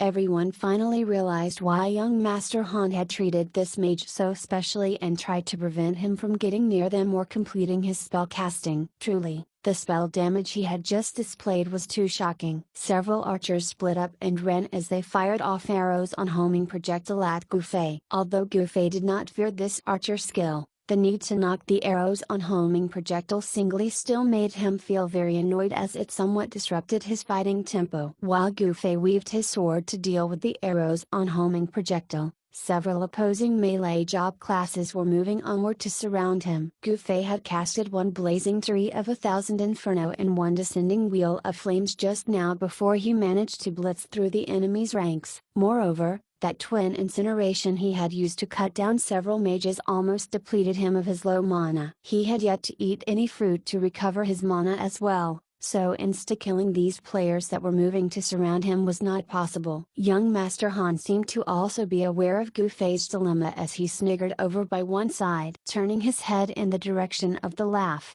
Gufei impatiently bellowed, "What are you looking at me for? Get rid of that priest already."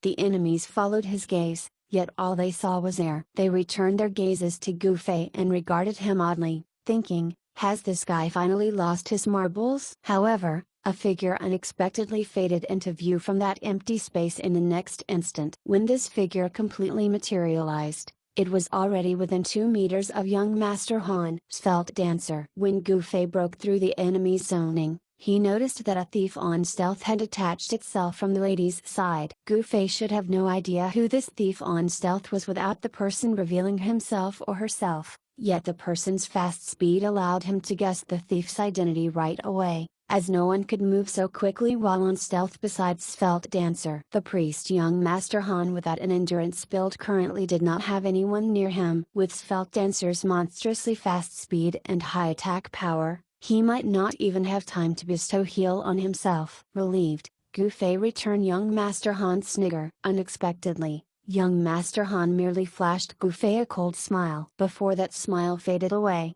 Gufei had already heard Svelte Dancer's annoyed cry, "Ah, why would there be a hunting trap here?" The archers that had previously shot nothing but air due to Svelte Dancer's extremely fast speed immediately made the necessary adjustments. These archers were confident that they could hit a stationary target, so they unhurriedly made their shots. How troublesome! Gufei said as he used his last bit of mana to carve out a portion of his encirclement and dart towards Svelte Dancer. Gufei arrived to where Svelte Dancer was, and the arrows were close to hitting her as well. So he immediately bent over and swept his leg at her heels, causing Svelte Dancer to screamingly topple to the front and into his waiting back, successfully evading all the arrows heading her way at the same time. Fuck. Why does it seems like the new one is always heavier than the last one when I am carrying girls? Heavy, fat, plump, ugly, old were usually taboo descriptions for any women, yet the emulous Svelte Dancer do not react negatively to Gufei's crass comment and instead guiltily answered, "I'm sorry. I have lots of stuff in my dimensional pocket. Throw them away. Quickly throw them away." By the time he said this, Gufei had already straightened his back while running away unsteadily with Svelte Dancer on his back. He felt as if he would cough up blood at any given moment due to her heavy weight. Gufei had of course no wish to PvP while Svelte Dancer was on his back, so he decided to run away with her for now. He was only helping her move since she had no means to do so herself. She would return to normal without receiving damage once the hunting trap's effect wore off. Anyway, this was what he had learned from the Forever in Flowers hunting babes with trap method. As for when exactly the trap's effect would wear off, Gufei lowered his head to check, and he noticed that the trap was still clamping down on Svelte Dancer's leg. Oh! Hearing Gufei's exhortation, Svelte Dancer promptly tossed out some items from her dimensional pocket. Gufei indeed felt the weight pressing on his body lessening and his steps becoming lighter the more items Svelte Dancer threw out. He looked backward and saw that the enemies were closing in on them fast, yet the trap was still hugging Svelte Dancer's leg. "Don't bother about me. Run." Svelte Dancer resolutely made a decision. How could he? Someone actually answered for Gufei, saying, He wants to prove that companions are important. He looked backward once more and saw that young Master Han was staring at him with mocking eyes. Gu Fei gave out a light laugh. I'm not trying to prove anything. It's just instinctive sometimes. Although Svelte Dancer had thrown out many items, Gu Fei was still heavily encumbered. This meant that his speed had barely increased, so the enemies very easily caught up to them. The enemies catching up to him was not really a problem despite his depleted mana. But since the immobile Svelte Dancer was with him right now, Gu Fei could only sigh. Surprisingly, the enemies who initially had their eyes fixed on the two are now gazing even more intently on the ground. These items. Everyone mumbled. Gu Fei glanced around them. The many items Svelte Dancer had thrown on the ground were glistening with radiance. He had a sudden realization. I'm carrying the world's mightiest pay-to-win player. The items she carries around are of course not just mere trinkets. Although not just anyone could equip these items, they were still worth a lot of money. How many people would actually be unmoved by such a shower of valuable freebies? These players of Carouse clearly did not wish to reject them. But pick them up? But what if the others scorn me for doing so? Refrain myself from picking them up? But what if the others pick them up for themselves? Such thoughts were fermenting on their minds right now. How long does a hunting trap last? As Gu Fei was pondering on this and the enemies were hesitating about picking up the items on the ground, the hunting trap on Svelte Dancer had finally worn off. I'm fine now. Svelte Dancer whispered. Go finish them. Gu Fei and young Master Han actually said the same thing at the same time. Svelte Dancer nodded her head confidently as she hopped to the ground. What about you? Let me eat a banana first, Gu Fei replied. Fuck this again. Svelte Dancer muttered as she zipped off. Chapter 158, Arctic Whirlwind. The mighty Svelte Dancer could finally flaunt her magnificence again. Actually, Svelte Dancer was mightier than Gu Fei when it came to melee, as he could deal monstrous damage to the enemies with his twin incineration for 4 times at most due to his low amount of mana. Although Moonlit Nightfall's physical damage was also frighteningly high, Gu Fei could only tap a limited amount of it due to his character's insufficient sword aptitude. In short, Gu Fei was someone who could start off strongly but would become irrelevant after a few moves. Svelte Dancer was different. Her normal attacks could insta-kill low HP job classes, so Gu Fei seriously suspected that her dagger was a higher level weapon as well. She must be geared with top-grade equipment that boosted dagger aptitude, as the dagger's sheen that made her hand nearly indistinguishable was far denser than his Moonlit Nightfall's purplish luster. Right now, Gu Fei was watching Svelte Dancer's performance while eating a banana. She had already used Fleetfoot during her failed attempt to assault young Master Han moments ago, so she was currently unable to display her trademark fighting style due to the skill's cooldown time. Nevertheless, her normal running speed was already enough to make others break out in cold sweats. No one could keep up with Svelte Dancer's speed. In fact, many of them could only catch sight of her when she was already before their eyes or a position behind them. This was no longer a matter of equipment or stats but rather the player's inherent reaction time. Those who had inherently slow reaction time would not be able to follow or match the fast player's movement even if they had the best equipment. Svelte Dancer's forward maneuver instantly took down 3 players. Gu Fei's banana was almost eaten up and he was now only waiting for his mana to fully get replenished. The members of Carouse currently facing Svelte Dancer felt helpless against her indomitable strength and fast speed, so they decided to pounce on the pile of top-grade equipment littering the ground instead. The choices that they had been presented before were either to kill the target after picking up the items or to pick up the items before killing the target. Currently, the options became picking up the items before they got killed or getting killed without being able to pick up any items. Since the options had become clear-cut for them, they all naturally chose the first option, to pick up the items before they got killed. Considering that the item rewards for the skilled versus skilled tournament were entirely up to chance, they decided to abandon their lives to Svelte Dancer's vicious attacks in exchange for the top-class rewards littering the ground. A Chinese Odyssey 1 had already taught them the lesson that what followed after a missed opportunity would only be disappointment and regret. Svelte Dancer became rattled when she saw the enemy player's outrageous action of picking up her items. She had previously tossed out these items due to her circumstance and not because she considered them as trash. It would naturally be best for Svelte Dancer if nobody picked them up, Yet this bunch of men actually ignored the fight just to shamelessly obtain her top grade items. "You people dare to pick my items up?" Svelte Dancer yelled angrily. "Quickly pick him up." Her shout only made everyone become more frantic at picking up the items, though the remaining few who were still clueless about the value of her items were jolted by her shout as well and chose to prioritize picking up her items over their own life and death matters. Svelte Dancer felt like crying, yet no tears would come out. After all, she had no way of saving all her equipment no matter how fast she was. Just as Svelte Dancer was about to save what few items she could, a bellow came from behind her. "Step aside, lady." "What?" Svelte Dancer asked as she turned her head around. Heat suddenly began to build up from beneath her feet. "Fuck." Svelte Dancer, who had plenty of combat experience just like Gufei, quickly dove to the side as the raging inferno sprouted from the ground. "Couldn't you chant a little louder?"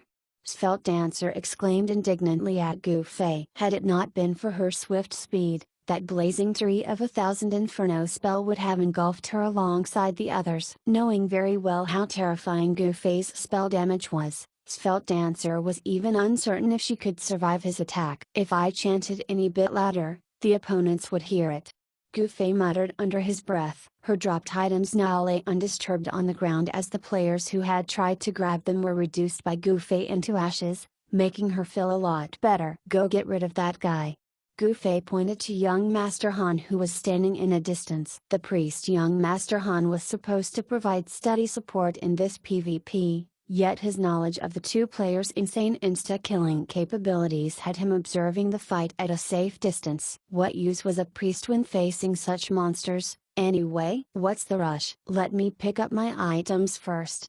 With that, Svelte Dancer prioritized picking up her dropped items over slaying young Master Han. "You're like the richest player in this game, so why are you getting so flustered over these trinkets? Just buy them all again."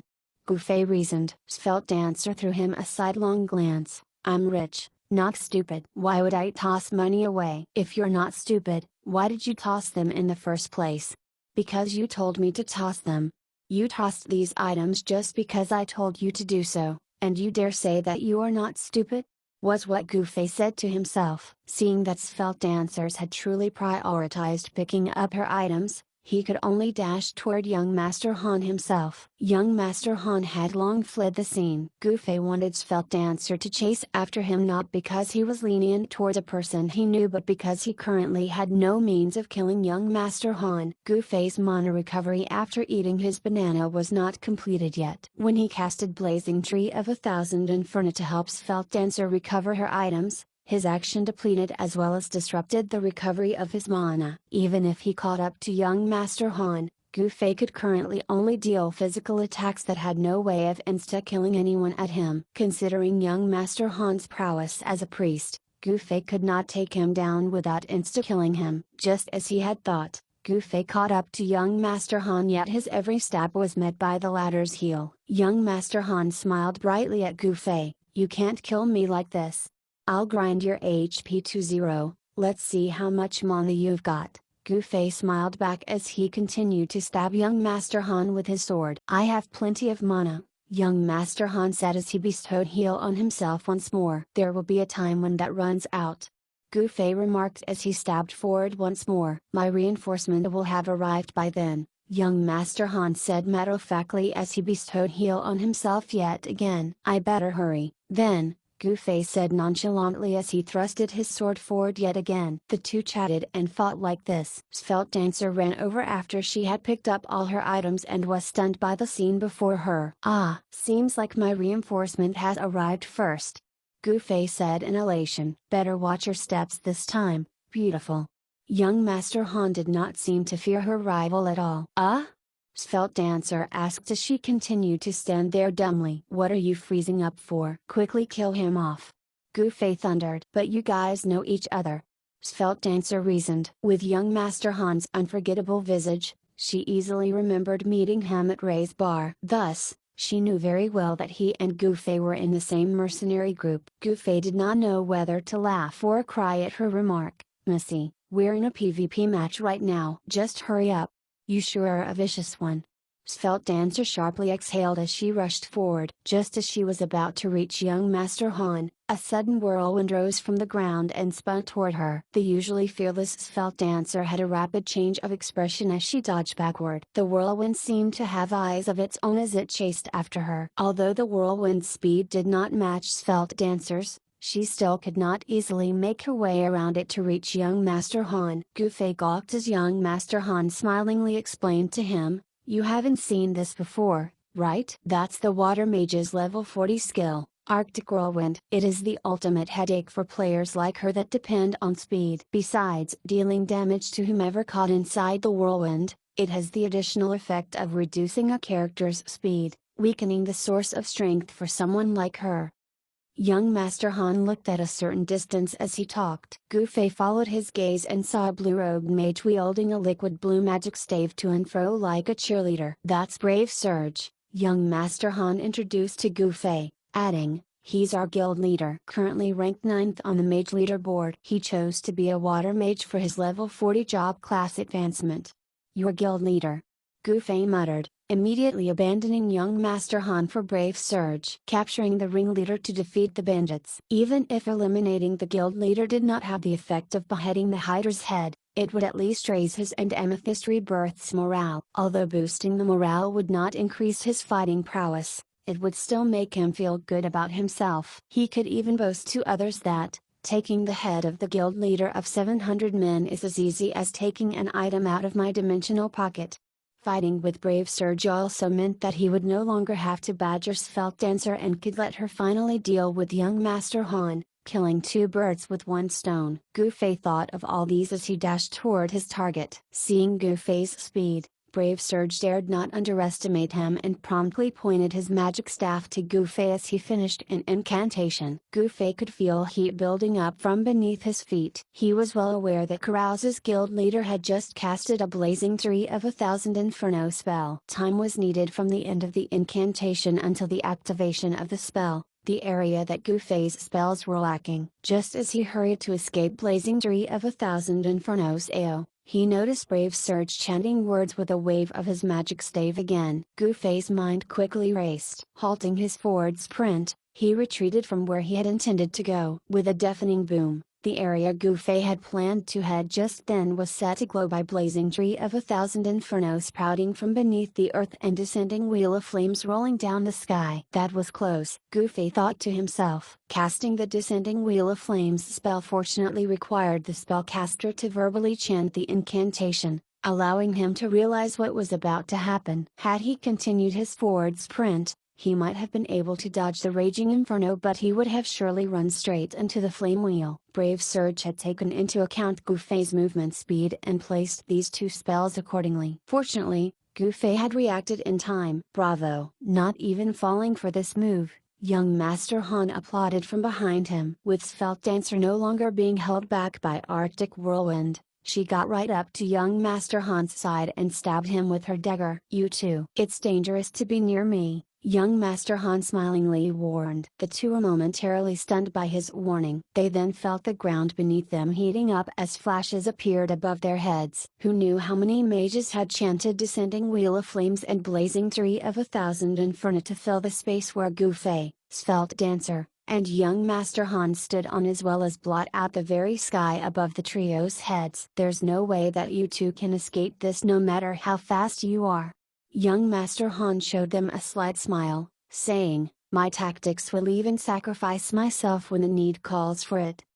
Gu Fei did not even bother to flee and just helplessly addressed Svelte Dancer, "Hey, all things considered, you're still the richest player in the game. Do you have any magical artifact that's similar to a Pandora's chest too?"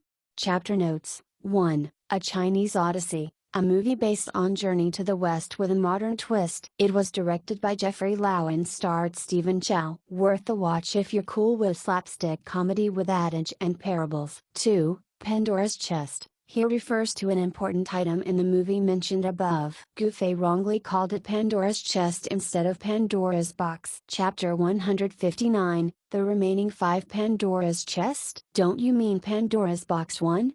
Svelte Dancer still had the mind to correct Gu Fei at such a critical moment. "See you at the teleportation array." Young Master Han cheerfully waved at Gufei. See you there. As Gufei helplessly nodded his head to young Master Han, Svelte Dancer suddenly shouted, "Got it." "Got what?" Gufei asked. The flame wheels in the sky had already formed up and the raging infernos on the ground had become hotter. There was no time to explain, so Svelte Dancer pounced directly onto Gufei and landed on his back. "What are you doing?" Gufei struggled to take her weight in. Svelte Dancer had taken out an item from her dimensional pocket mid-flight that caused the wind to stir. Gufei did not clearly see what it was, only that it glowed white as it began to quickly envelop them. A portable teleportation array? What the fuck?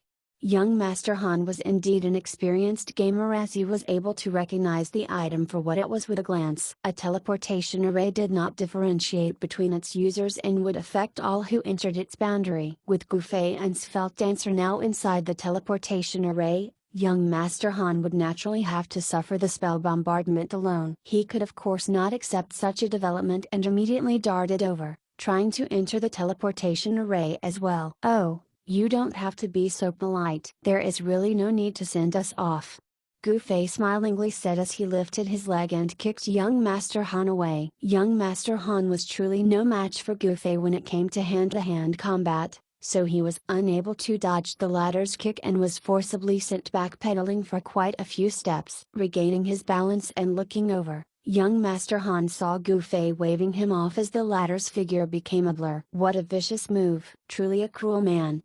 Svelte Dancer muttered under her breath as white light whisked the two of them away. At that same moment, the countless descending wheel of flames dropped from the sky and numerous blazing tree of 1,000 inferno spread on the ground, swallowing young Master Han whole as he uttered a muffled, "Fuck." Teleportation was an instantaneous act for the system, so Gufei and Svelte Dancer had already found themselves in another place even before young Master Han died. "Where are we?"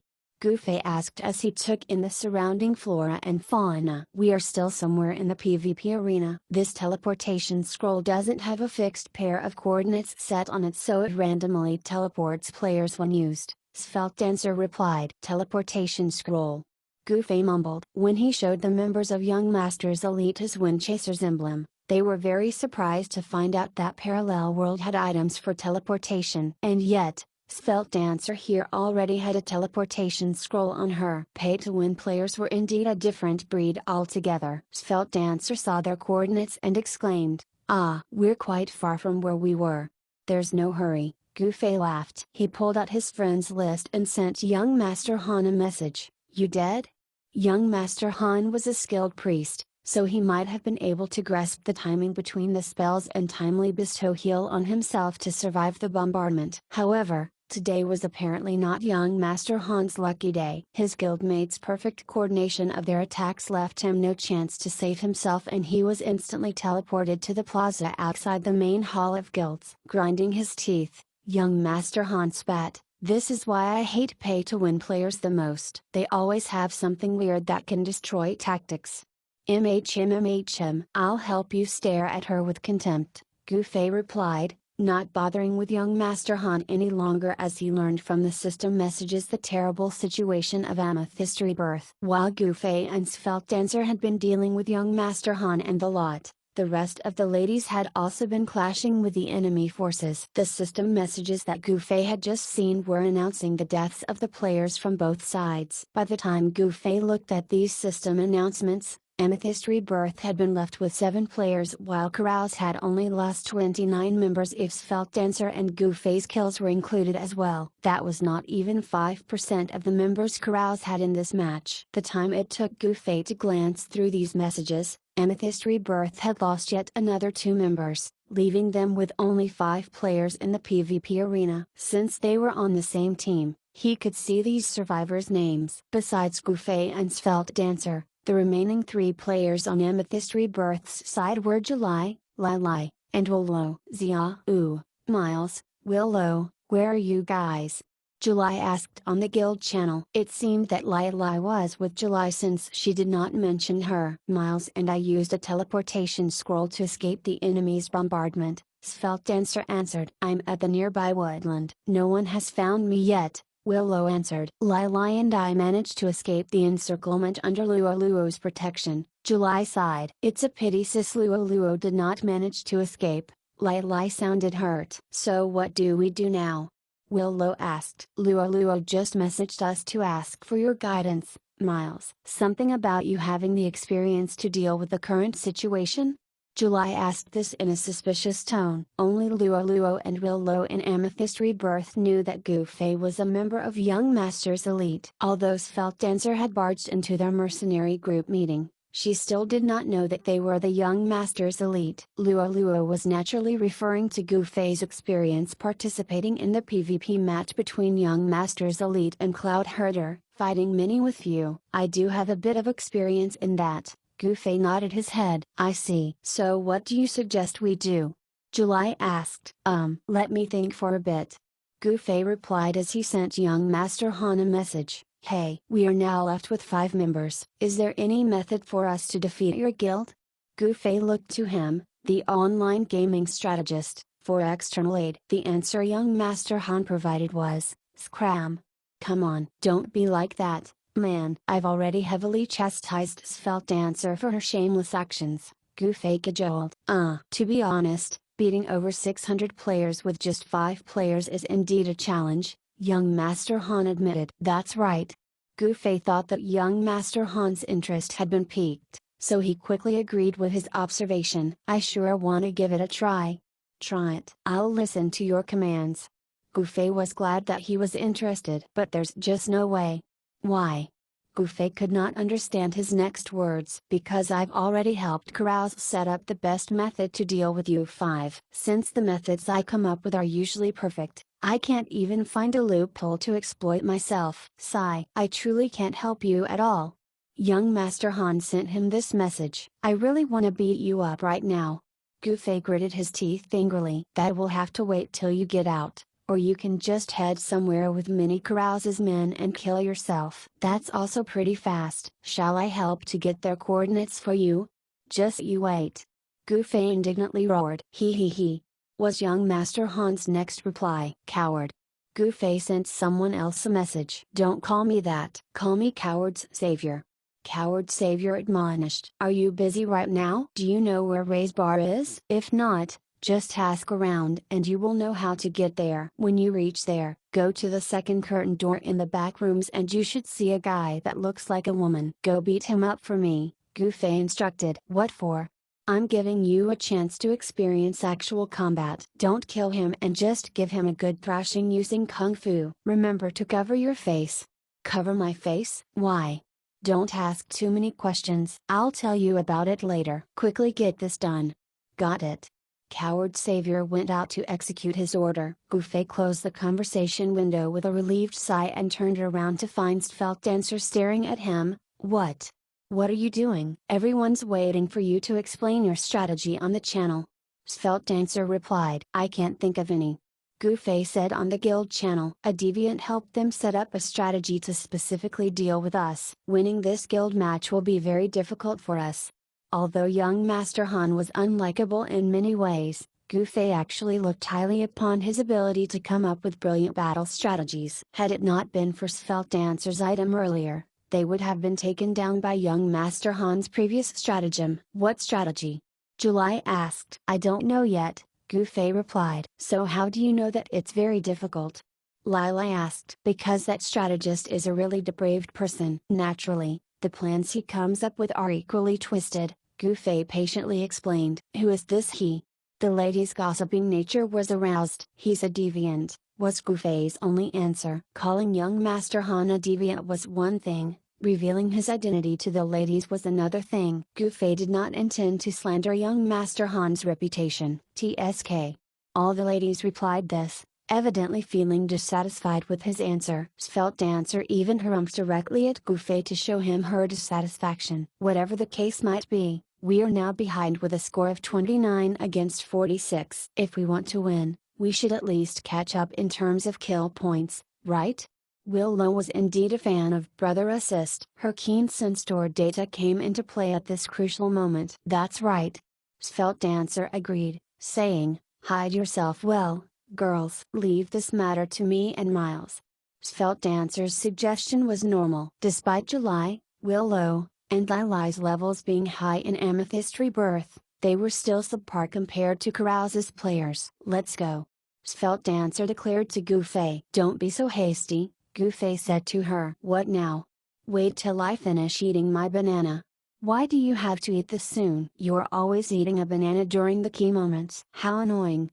Svelte Dancer expressed her dissatisfaction with him once more. "You're right. It's getting pretty dull to eat that all the time," Gufei sighed, adding, "Guess I'll eat an apple this time."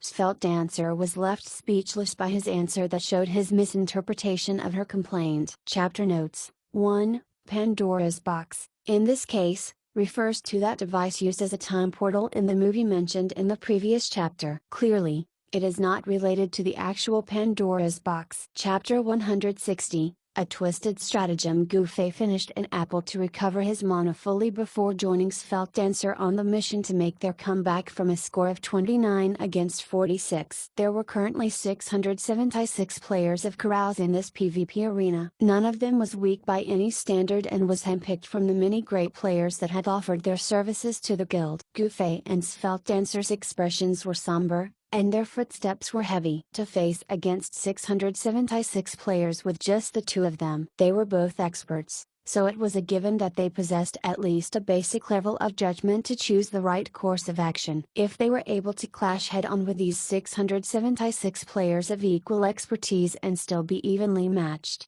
the game designers would really have to gather in the city to perform a mass seppuku ritual. They could only hope to find a few stragglers of Carouse and take their heads. Naturally, Gufei and Svelte Dancer's concept of a few stragglers was more than just a few and would consider a group of players as such provided that it was made up of less than 10 individuals. Wandering blindly in hopes of an opportune meeting with a few enemies was obviously a bad idea given the map's huge size. So the two decided to head toward a vantage point and look around first. If the two did not find any viable targets, they would move to another vantage point and repeat the process. This was how they proceeded toward the center of the map without encountering even the shadows of Carouse's players. July and the other two ladies were also left untouched as none of Carouse's members could be seen around at all. "Just what is going on?"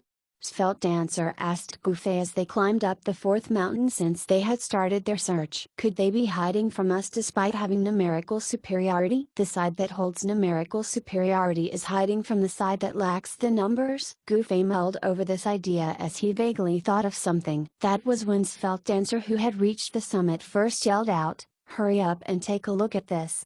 Reaching the peak of the mountain, Gufei looked toward the direction that Svelte Dancer's hand was pointing at and inhaled sharply. A small plateau not too far from the mountain that they were on was filled with men. The wriggling crowd of men looked like a huge swarm of locusts piled up from the slope to the peak of that highland. "Ugh! It's so disgusting." Svelte Dancer wrinkled her brows and covered her mouth, as if she wanted to vomit from the mere sight of them. "So this is the stratagem that young Master Han came up with? Trying to make us die from sheer revulsion? Maybe." Gufei could feel beads of cold sweat trickling down his back and quickly sent Coward Savior another message: "Use more strength when you punch him." "Just what are they doing?" Svelte Dancer calmed herself by placing a hand on her chest. Gufei observed the wriggling mass of players for a while and noticed that they seemed to be moving up the plateau. It was obvious that every Carouse's member was here based on the wriggling mob's volume. They had essentially collected their manpower on that hill, occupying the high ground while disdainfully looking at the terrain below. Just how would the Amethyst Rebirth's 5 members be able to earn any kill points from such a formation? Gufei now fully understood the reasoning behind young Master Han's stratagem. This strategy he had in place was a cautious overestimation of Svelte Dancer and Gufei's destructive force by making 676 players adopt a defensive position against the two of them. Although others would disdain Carouse's move, Gufei had to admit that countering such a strategy was impossible from where they currently stood. "So shameless," Gufei irately remarked. He opened his friends list once more and contacted Coward's Savior. He typed out one line of instruction this time: "Just kill him." At the very last second, however, he refrained from sending out this message. It was best not to be too hasty as grinding levels was not easy. "This. What now?" Svelte Dancer could also tell the severity of the situation with a few quick glances. The only possible method for the two of them to fight these 676 enemies was to employ sneak attacks. Yet Carouse's players had positioned themselves atop the mesa, which afforded them a 360-degree view of the surroundings. The enemies would surely notice their movement no matter which direction Gouffet and Svelte Dancer chose to mount their attacks. Carouse's archers and mages numbered into the hundreds respectively. With so many long-range players, Gouffet and Svelte Dancer would still be unable to get close to the enemies even if they combined their speed. The difference of kill points would be really difficult to recover at this rate. Gouffet and Svelte Dancer sat cross-legged on the ground and began to discuss possible tactics, not minding if they exposed their position to the hundreds of enemies in the mesa opposite them. Nonetheless, Carouse continued to hold a defensive position without taking notice of their presence. Their plan A of focusing on a few stragglers had already failed. Carouse apparently planned to camp out by the mesa until the match timer ended and did not plan to initiate any form of attacks against Amethyst Rebirth. They proceeded with their plan B next. Svelte Dancer rushed down the mountain, stood just a step outside of the enemy's attack range, and bellowed, "If you're a man, come down and fight a death match with me." Following this, she goaded the enemies for 3 times by repeatedly saying, "I dare you all to kill me right here, right now." The players of Carouse eventually shouted back in unison, "Lassie, why don't you just sing and dance for us?" Thus, it was Svelte Dancer who had ended up falling for the enemy's provocation. She would have tried to rush up that hill had Gouffet not timely intervened by forcefully dragging her back to safety. As the two headed back to the mountaintop, Svelte Dancer furiously asked, "Do they want me to strip and dance for them before they make a move?" Gouffet looked her in the eye and simply replied, "No use. You'll only give them a visual treat. Moving their eyes is the most that they will do." Plan C.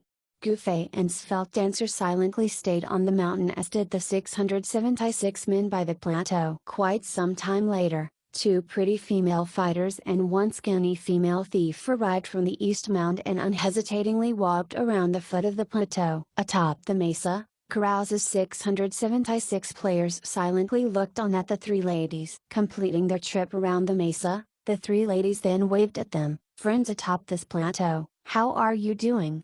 The mesa suddenly came alive as countless players hollered back, "Hello, beautiful ladies."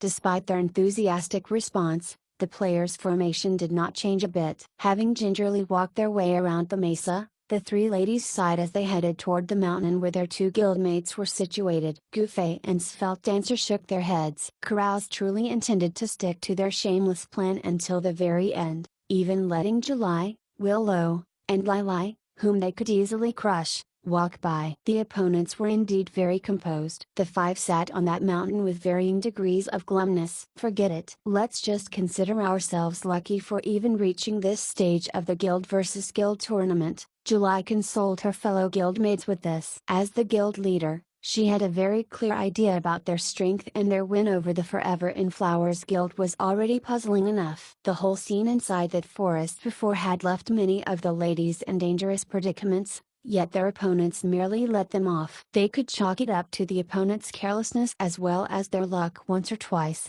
but for it to repeatedly happen until all the opponents had been wiped out, the ladies could tell that those of Forever in Flowers were going easy on them. Facing against Carouse today, they attempted to emulate how young Masters Elite had managed to achieve a victory with a lesser team. But Amethyst Rebirth was already falling behind in terms of kill points, and it was their superior opponents that had actually chosen to take a defensive stance and to wait until the time ran out. It was very likely done to prevent the indomitable Gouffet and mighty Svelte Dancer from doing any further damage. This match would end long ago if they were not staying in that plateau. July sighed. "Those trashy people," Svelte Dancer cursed as she pointed to the throng of men by the opposite mesa, saying, "To actually use such a method despite having so many men on their side. Truly despicable and shameless."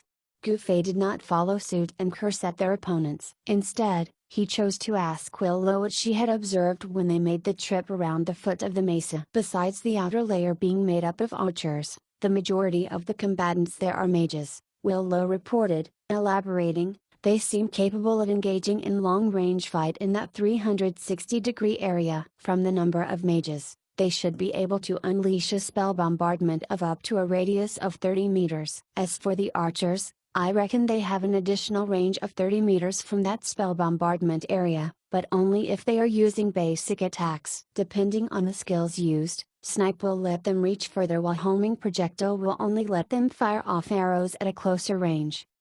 Gufei nodded his head. Carouse's guild leader was a mage. This must have directly influenced the guild composition such that the prevailing job class in it was mage. This could also be seen from the spell cordon that they had previously used to zone Gufei, as well as the 10-meter radius spell bombardment that they had performed to eliminate Gufei and Svelte Dancer. If I can complete my spell incantation but I die before I am able to use the spell, will the spell continue to initiate the attack? Gufei suddenly asked a very amateurish question. It won't, Willow answered, explaining, the officials designed this game so that magic attacks are not physical manifestations. After a spell is chanted, it will still be affected by a mage's magic attack power. If the spellcaster dies, the ensuing spell damage will disappear as well. Still, additional effects, like the burning effect of twin incineration, will persist. Oh. So have you already come up with something? Svelte Dancer asked as she patted Gufei's shoulder. I've got an idea. Gufei said as he looked at the four ladies. What is it? They asked. When Gufei explained his plan to the ladies, they looked stunned. Will that work? Let's calculate it. Gufei grabbed a small branch lying on the ground and asked the ladies a few relevant data and numbers. Doing the math, he sighed. It looks about right. Let's risk it. The ladies nodded their heads in agreement and began to prepare themselves. Waving his hand, Gufei said, let's go. Plan D was now underfoot. The five made their way down the mountain and circled the foot of the mesa, gingerly avoiding what they calculated as the attack range of Carouse's players while beginning to shout and make a ruckus. Carouse seemed to have gotten used to their taunting and did not even bother to fire back words. All this while, their archers and mages calmly waited. Making their way around, the five slowly but surely neared the range of the archers' snipe. Carouse had only lined their outermost layer with archers, a formation style that many large-scale PvPs would commonly employ. Archers faced plenty of limitations and an all-out PvP consisted of the various job classes. Their attacks required an uninhibited path and sight of the targets, and these conditions might not be met when archers were caught in the midst of a PvP among players. People even tried a battle formation that would provide archers a direct attack path and clear view of the enemies, but it was quickly proven to be ineffectual. Such a formation just restricted the archers' attack range to what was in front of them, and the opponents only had to run diagonally to avoid getting hit by them. If the archers followed after the targets running diagonally toward them from their peripheral views and adjust their bow's direction accordingly, they would only end up aiming at their comrades' butts. Before finding a better solution to this, all resolved to just directly throw their archers to the forefront and call it a day. Anyway, Carouse's known trump card was not its archers but the disciplined and well-coordinated spell bombardment of its mages instead. This was why they could afford to position their archers at the very front. And for Gufei and the rest's Plan D to succeed, this was actually one of the safeguards that they needed.